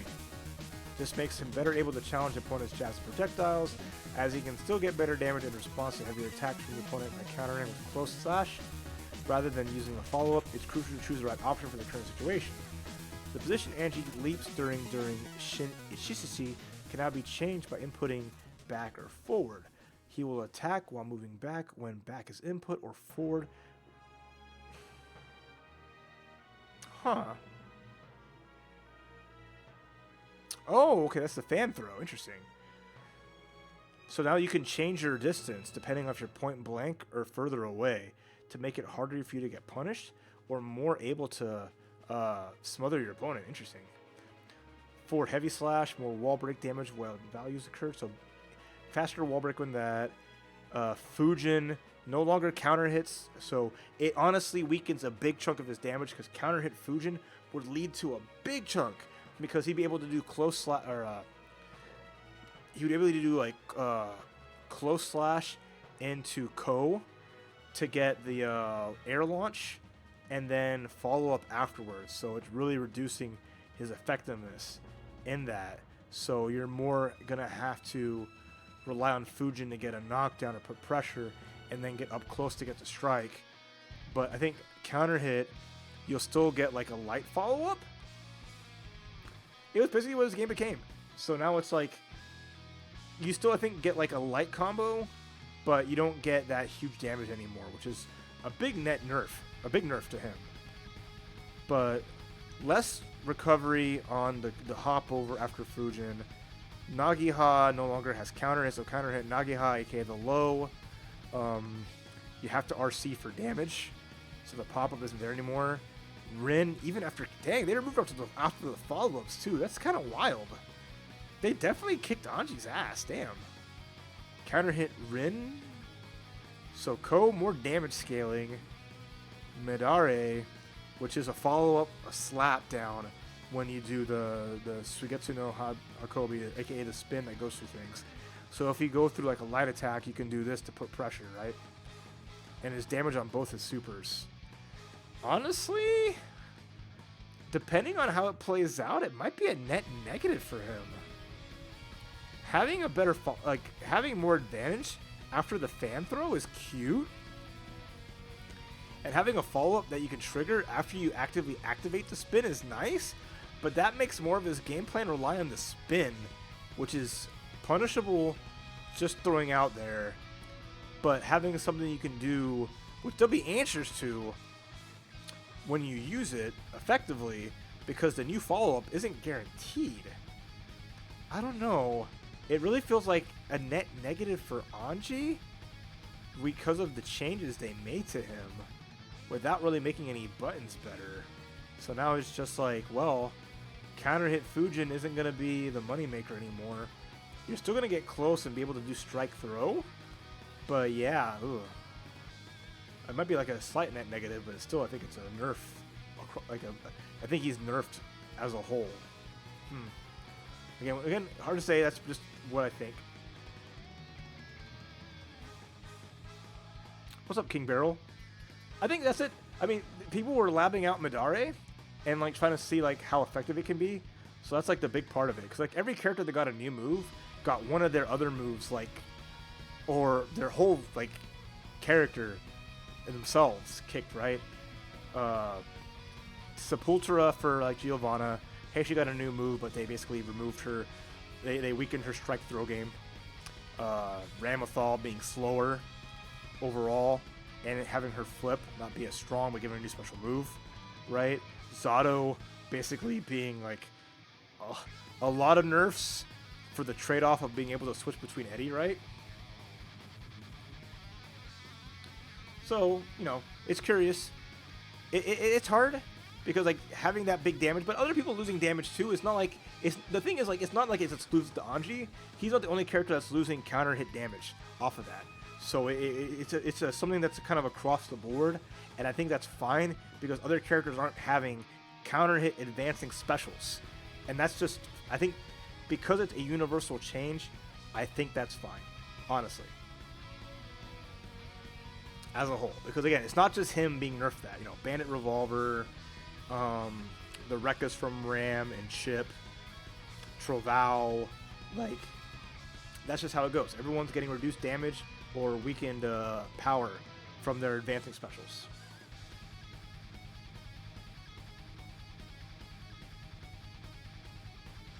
Yeah, that's the big thing, right? Exactly. Like, yeah, you get up close and personal, but like, what much does it? Yeah, you lose that, and that, like I said, it's the same for other characters, right? Well, that's the thing. Counter hit Rekka gave Ramlethal killed you. Chipp got counter hit Rekka. You're going to the corner and you're going for a ride. So it's just like, it's like one of those weird universal changes that I think like it can be healthy overall, but for a character like Anji that really thrived on that, it might strip away some of his. It'll strip away some of his identity from season 2.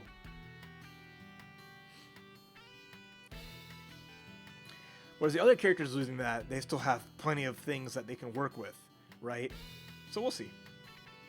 Hopefully Midare is the answer that people are looking for, and that the buffs to Shin Ichishiki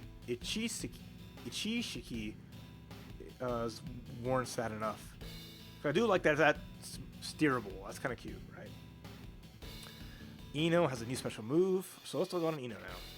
Mad Love Agitado, which performs an attack while leaping forward. On both hit and block, she can move midair after the attack to maintain her offense. In exchange for a new tool to approach from mid-range, the K and S versions of Sultry Performance now leave Ino in a worse situation on block. Chemical Love also leaves Ino worse off on block, making it easier for the opponent to get in. Interesting. Let's see the rest of it. Okay. Increased launch height after ground bounce while reducing horizontal blowback distance. Okay. So heavy slash, easier to, you get a little better combo off of that. Chemical Love, reduced attack level, so less of a threat against characters that have a hard time dealing with it. Stroke the Big Tree, increased base damage scaling again forward advancing special move. If you get hit by it, you're not going to take as much damage, in line with everybody else. Madla Agitado, which is noted to have a guard break effect on it, so it's going to be like a little hop forward that's going to let her advance, put more pressure on, and it's going to be something that people have to be wary of and be able to check. So that's a pretty strong move, having a guard break move like that. But then sultry performances, so all of her dives have more damage scaling and more recovery on her dive kick, so you cannot rely on that as just like a dive to check people and to try to catch them. Okay. Reduced blowback. This is a final hit on the air version of her, basically Psycho Crusher. Okay. Megalomania, so reduced damage across the board of her specials, like supers, like other characters. Huh. I mean, I think like net positive. Because again, like you can't give a character an advancing guard break, a mid-range guard break move, without like making her other advancing specials more effective. So having more recovery on her dives, as well as making Chemical Love weaker, I think is fine, because you don't want her to dominate neutral in a way that the payoff has to come back from somewhere, right? And this is a lot of what they're doing in this patch is give and take. A lot of it's give and take, as no one's really been like all buffs, right?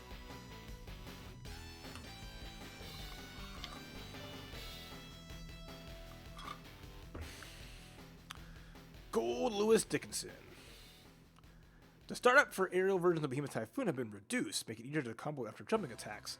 Some aerial versions of Behemoth Typhoon have fewer active frames for the first part of the attack, meaning it's easier to connect with the end of the attack when used after an air dash. As Far Standing Slash was an excellent poke with both fast startup and short recovery, it has been adjusted to serve a different purpose than Crouching Slash. So Far Standing Slash, the fist, is slower, more startup and more launch height. And then, okay, so Crouching K hits further, so that's good, better low for him. Increased startup far, and then launch height, so easier to combo off of, but not as effective as a poke tool. Crouching Slash, overall the more active frames and less recovery, so same duration, but it's just going to last longer and recover a little quicker because more active frames are going to be at the front of it. So that's going to replace like Far Slash as your quick poke. Air Behemoth Typhoon's going to be scarier to deal with, making his jump-in pressure a lot scarier and making jump-in combos better. And reduce frontal half active frames. Okay. So yeah, he's over. I think this is probably one of the few characters where it's just like, outside of Far Standing Slash having more startup and reduced damage on down with the system, this is net positive. 100% for Goldlewis. Increase launch height of final hit while reducing blowback distance. So easier to combo off Thunderbird, his drone. But the biggest thing is just his aerial game is going to be a nuisance. Already having great jump-ins and just being able to use these more effectively is going to make Goldlewis just really the master of the sky. But I mean, Far Slash being slower, Crouching Slash kind of takes the job of Far Slash. So he's still going to have good buttons on the ground for that kind of stuff. But overall, I think, yeah, definitely great buffs for Goldlewis players, 100%. That's already wasn't a really scary character. And with the addition of Wild Assault and a parry mechanic enhancing offense and defense, he could be a big threat. All right. Almost to all the characters now. We're almost done with the Season 1 characters. We'll get to the Season 2 characters. Jacko. Defend command now launches the opponent after withstanding an attack. It is now possible for Jacko to follow up with an attack of her own or set up an advantage situation after withstanding an attack. So now when you set up the parries, you get a combo! Oh my god! That's scary! You get red for going on offense with the parries on her minions, and now she can get a hit or have more opportunity to get on you instead of just the blowback. That's wow. That's really good. Active time of Heavy Slash version of Cheer Servant On has been reduced, limiting the duration of her powerful offense in the corner. Okay, so this is going to reduce her offense though. Okay, so she did get some nerfs. It now fully replenishes the servant gauge upon activation, opening up new possibilities. Okay, so that's like, yeah, the heavy slash version instead of like the shield version. It's the hey, go minions, go. It's gonna last a lot less. Even though it fully replenishes the servant gauge, it'll go down quicker. Rather, the power-up will last a lot less, which is great. Because that was always a checkmate scenario. Get you in the corner, power up, smother you, and that was a wrap, right? Standing K, less launch height, so we're nerfing on stand K. Defense command, that's a big buff. Increased chip damage on block, ooey. Countdown, added guard crush to countdown, so making that better. Her super is changed from a throw to a strike attack. You can now block Elysian Driver. It's still gonna catch people because it's a reversal, but they made it not a throw. Wow. You can now just block it and get a punish instead of having to jump and guess when you can effectively punish it. Okay. Alright. I like that. Okay, for most people, it was a confusing point of contention to deal with because a lot of times they would block Elysium Driver and get a weird hit, or avoid Elysium Driver because they either jump backed or tried to backdash. So now you're just sitting there like, hey, okay, I'm good. And there you go, yeah. The effect time, so the S version of Cheer Servant On lasts longer, which is kind of scary. But the heavy slash version does last a lot less longer. I forget which one is which. If the S version is quicker versus the heavy slash version being the shield. So let's go to Dust Loop. I gotta wrap this up soon since I have to go to bed soon. I only have a handful of characters left though, so it won't take too long to get through the rest. Happy Chaos, and we have 4 more characters, right? So we'll burn through those and then I'll go to sleep because it's getting kind of late. Okay. Off we go.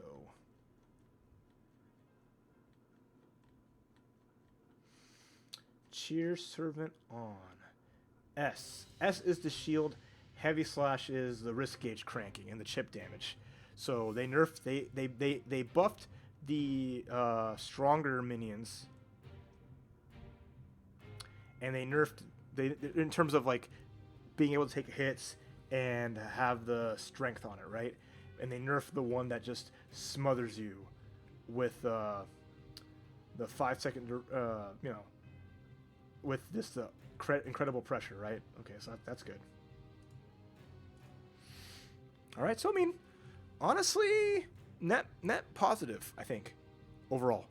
I mean, Elysium Driver not being a throw anymore is whatever, but I think overall it's just like, yeah, net buffs on the back of Axl Valentine. Not much changes besides what they have listed, honestly, so let's just kind of straight up not trying to overtune her, but I still think it's a better character at the end of the day. Happy Chaos. Here we go. Here's the man who won EVO, has been a thorn in everyone's side since his inception. Let's see what's going on here.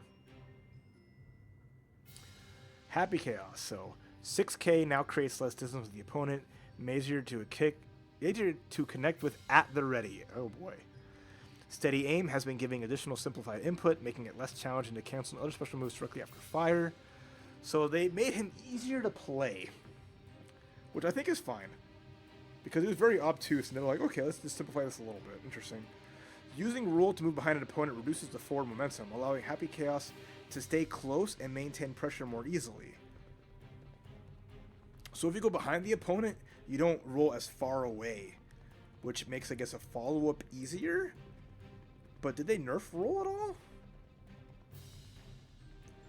Chaos now moves more slowly during Roll when moving behind the opponent.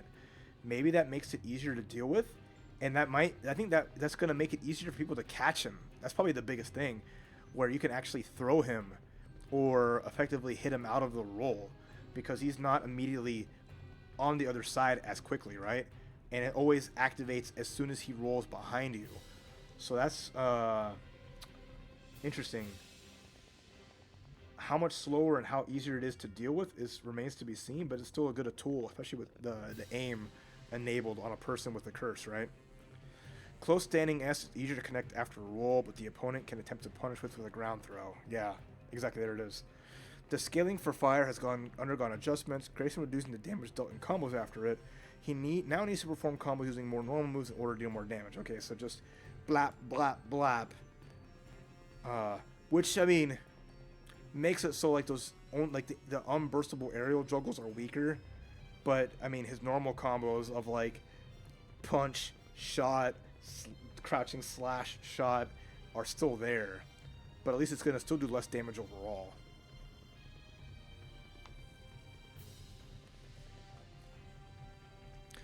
His throw leaves opponents closer. They don't get thrown as far away. Reduce mid-combo blowback scaling. Okay, so maybe easier juggles afterwards. Not sure. Steady aim. Reload is down P. Back P is focus. Forward P is throw a curse while the gun is out. Back K is roll. Forward K is the clone. Okay, so that's honestly really nice. Good quality of life change. Fire, increased wrist level depletion, so your wrist gauge goes down further, and mid-combo blowback scaling. Okay, so that's just scaling overall is weaker, which they mentioned earlier. Okay, that's good. Less damage overall from him, and those gunshot combos is nice. Reload, can now immediately use reload after at the ready. So better reloads. The roll makes it easier to punish, but also leaves him closer to put pressure. And then good, less damage on both his supers. And reduced effect time. So both his supers got nerfed, one by damage, one by less time. So super focus reduces how long he can just put that pressure there.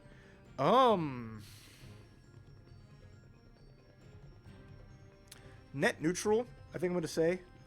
Overall, I think the damage nerfs and the changes to burst and to the damage are nerfs to him, but he still has his same game plan as a whole, so it's still going to be effective. They didn't change what his game plan is, and they didn't change his buttons, which were annoying to deal with.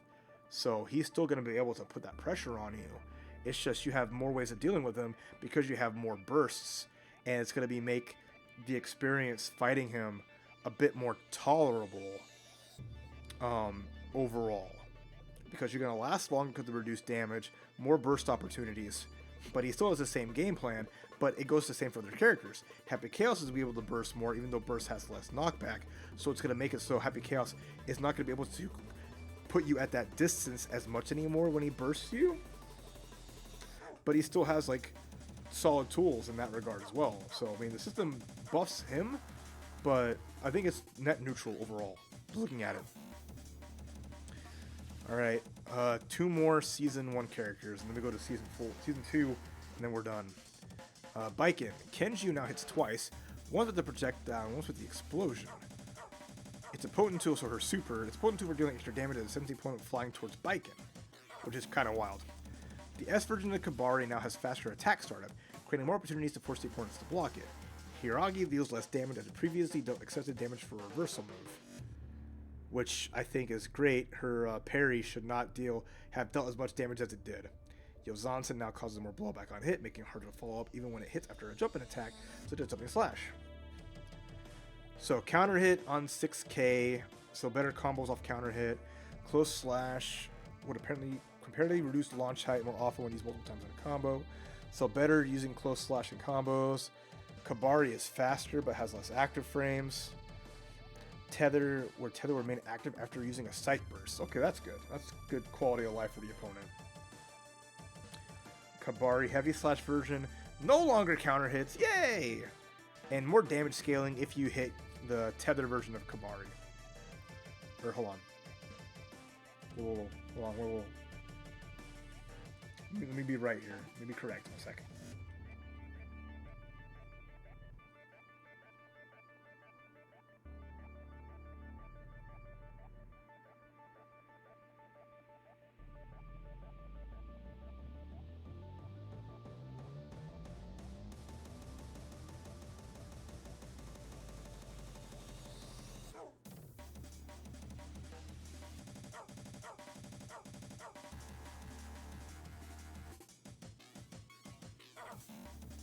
Okay, sorry.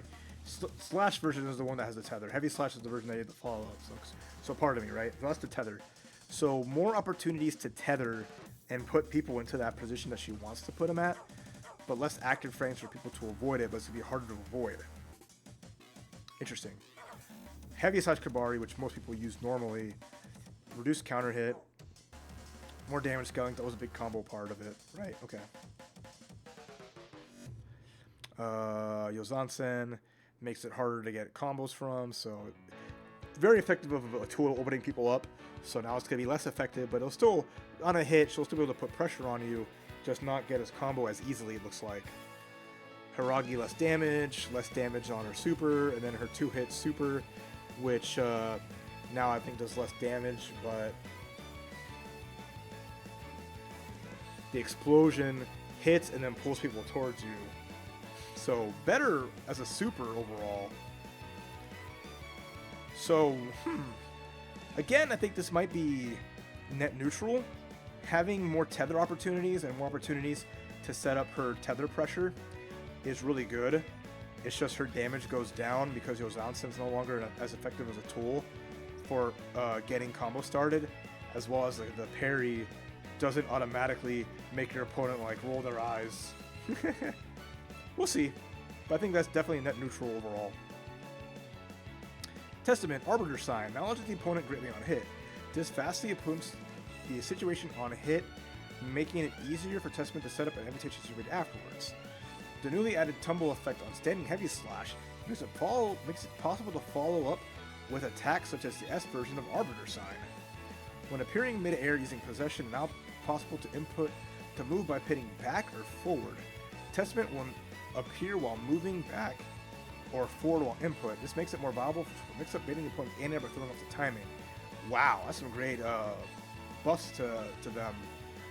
Standing heavy slash adds a tumble so you can effectively hit into Arbiter Sign. So better mid-range combos and better ability to press forward afterwards, which is really good.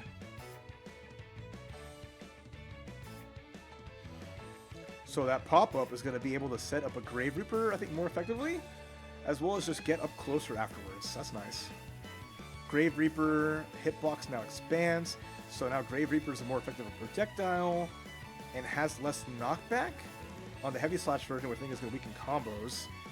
The possession change is really good because that means that they can drift in the air when they use it and position themselves accordingly.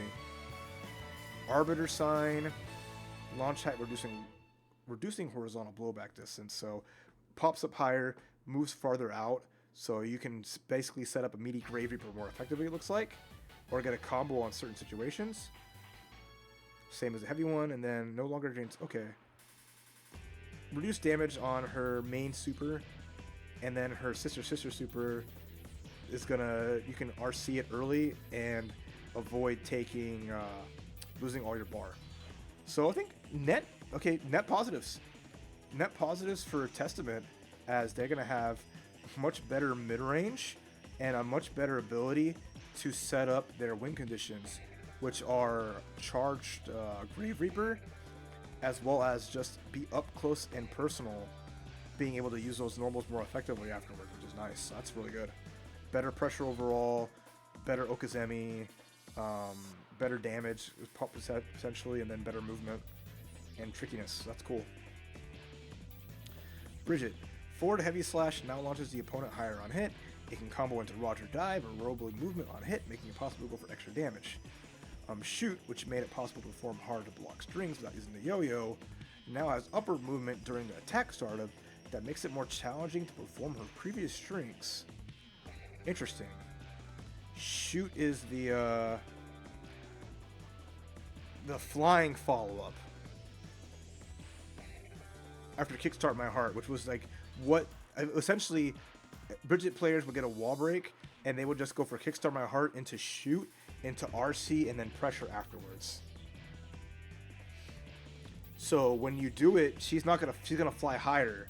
So the Bridget players could no longer be like, haha, I'm like Super Kai Kiske. I'm gonna hit you with this little movement, this forward moving attack, RC, and then fly in the sky make you block it, and then now you're gonna have to hold the mix up off of jump slash or going low and all that.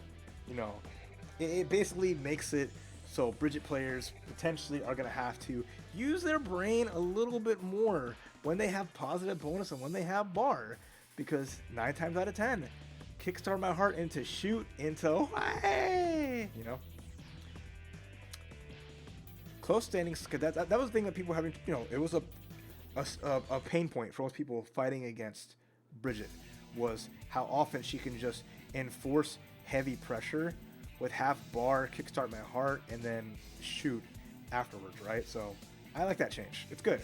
Because again, it just, like other characters, it makes her pressure have to have a little more thought behind it, potentially. Close standing slash, better hitbox and hurtbox on the first hit, so maybe more reliable anti-air. Heavy slash, reduced knockback on hit.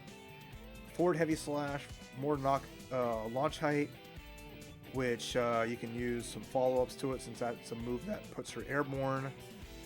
More damage scaling on rolling movement, so when you use her follow-ups to yo-yo, you don't get as much damage. Kickstart my heart, like other moves that have forward momentum, no counter hit, so you don't get a full combo on kickstart my heart in neutral. More scaling on it too.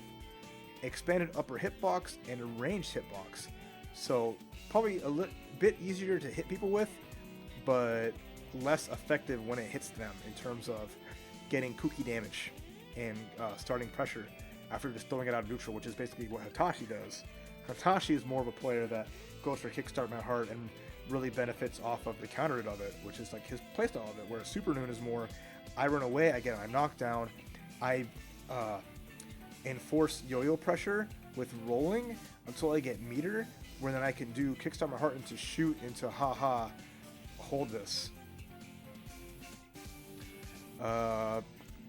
Kickstart my heart, break during kickstart my heart, increased risk level depletion, so hitting somebody with that lower risk gauge afterwards. More blowback scaling, so more scaling on the break, more wall break incurred, and more hitbox. So a better move as a whole, but is nerfed. A better move with range, but nerfed in terms of like the effectiveness on hit. Shoot no longer has counter hit effect, thankfully.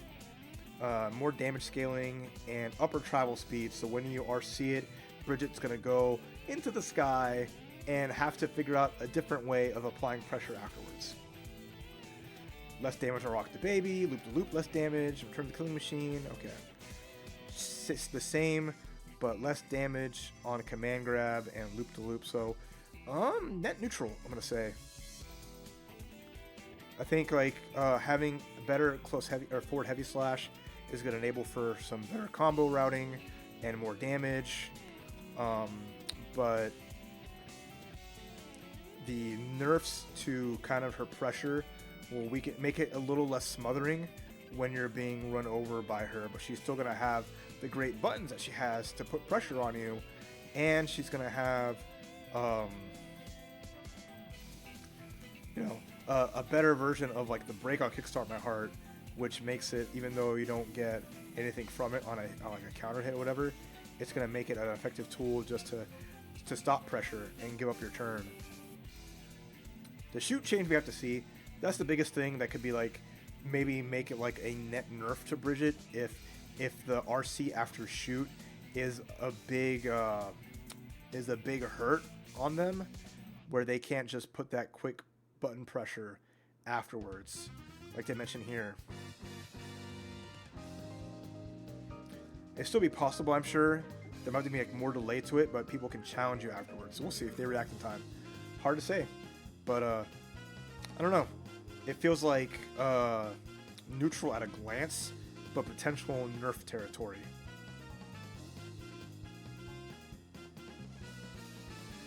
Because like the buffs are to like a couple of things, but there's more. I think there's like more nerfs than buffs overall.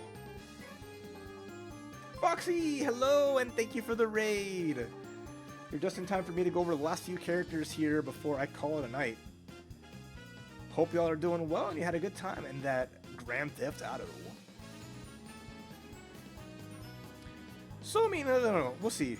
This is more nerfs than I expected for Bridget in the patch. But I think her game plan is still very strong, having the rolling effective pressure and getting a knockdown into adding more into it and just having a really good mix-up potential. So you're just reducing the pressure she can put you under and the damage overall, so meaning that she's going to be good at getting multiple hits, but there's going to be more opportunities to deal with it.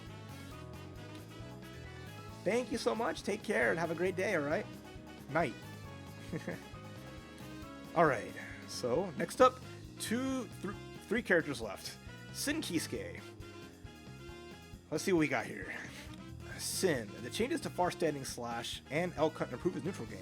Sin is in a better situation after handing heavy slash is blocked, and it's harder for the opponent to interrupt with a jab when using a hoof stomp afterwards. The blow block after Hawkbaker follow-up has been adjusted, making it possible to get more damage and combos off of jabs, such as crouching K at the expense of stamina. Okay. Backdash. Better. This is actual buff to a character's backdash. This is the first one I've seen so far. Increased invincibility on Sin's backdash, less recovery, less lower hurt box. They made his backdash better, which was a backflip. That's great. That's cool. Less startup on far slash. That's also great because it was such a not a great button compared to other far slashes. So that makes it more effective. Heavy slash puts people on more block stun. That's superb. I like that. Okay. Crouching heavy slash, reduce horizontal blowback distance second hit. So I think less damage on the crouching heavy slash, but heavy slash being a better attack level is going to be good for Sin's damage overall and his pressure too. Forward heavy slash incurs more wall break like other buttons do. Beak driver has more damage scaling. Beak driver follow up, more damage scaling. Hawkbaker, which is his DP that has the follow up, expanded lower hitbox on the first hit, but the follow once you get the hit, reduced mid combo horizontal blowback, increased launch height, so more effective combo potential after landing a Hawkbaker and using up the stamina for it. Hoof Stomp? Let's see. Which is Hoof Stomp?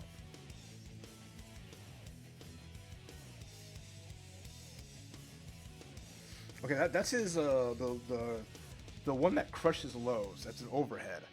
So Hoof Stomp, the follow-up has more damage scaling to it. Okay.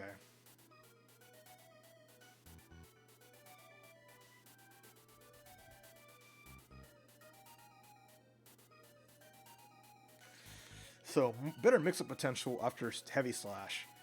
So an opponent can't just jab you out of hoof stomp when you try to go for a mix-up afterwards. Or then if you go for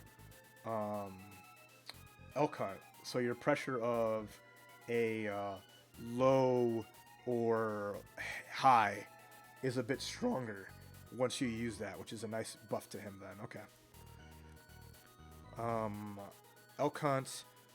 Less startup on Elkhunt. Wow. Okay, they made that better too. Not Ride the Lightning because it has a follow-up, but still, okay.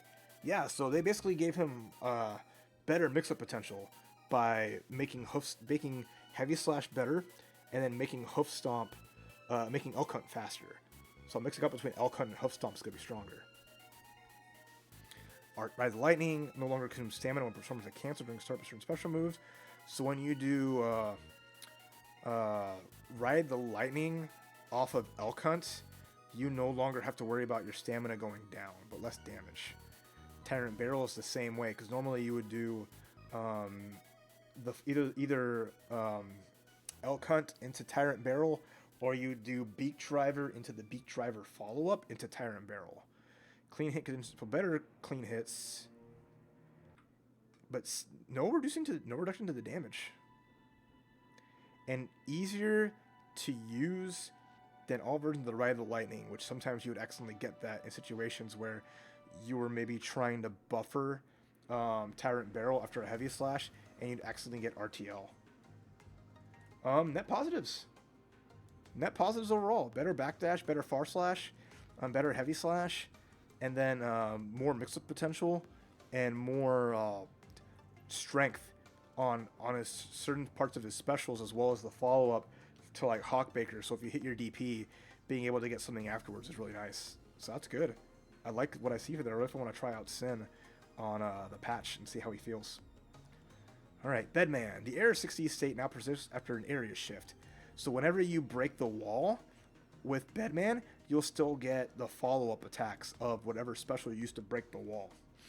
It is more difficult for an opponent to drop a string using anything other than invisible reversal after Bedman cancels the last hit of crouching heavy slash into a special move. Okay, so now there's less of a gap in crouching after crouching heavy slash, so he can apply pressure, which was a big pain point. People can stop him from doing anything afterwards. And crouching P can now combo into call 4B3, making it easier to enter 6E from a jab. Okay. Better command moves off super jump. Can now begin dashing more quickly than before, able to cancel into normals and special more quickly as a result. So they've improved his 8-way air dash and can put better pressure from a jump where he would linger more in the air and you have an easier time of sniping him. Crouching P has increased attack level, so you have ability to combo off of crouching P into specials, so now he can get actual damage and get the offense started. Better 6P, better crouching K, far standing slash on aerial hit gets a tumble, which is going to be allow for some follow-up damage potential. Heavy slash, better hitbox, more wall break on 6 heavy, crouching heavy slash, reduce attack level of the final hit. Interesting. So I think that's a mistypo. They increase the attack level, so it's going to make it so they have to hold that pressure afterwards. Aerial call 4BA, his aerial finger gun, reduce amount of tension gain consumed, incurs less negative value, so you don't get penalized as much for using that special. Call 4B3, less startup and less horizontal blowback distance on that.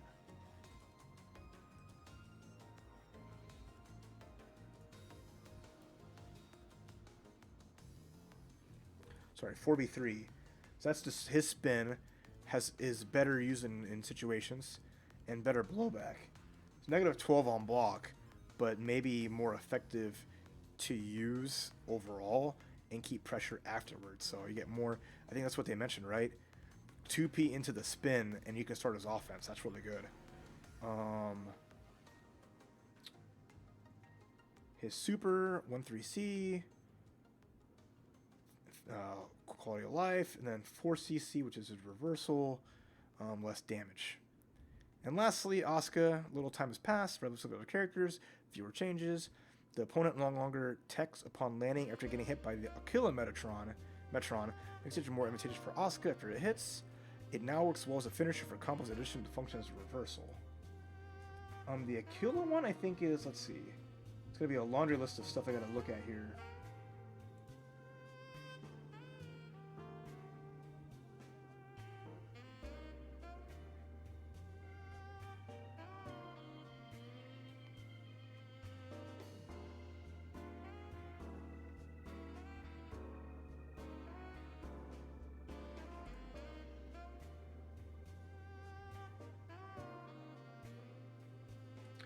I gotta go to the spells page. Okay.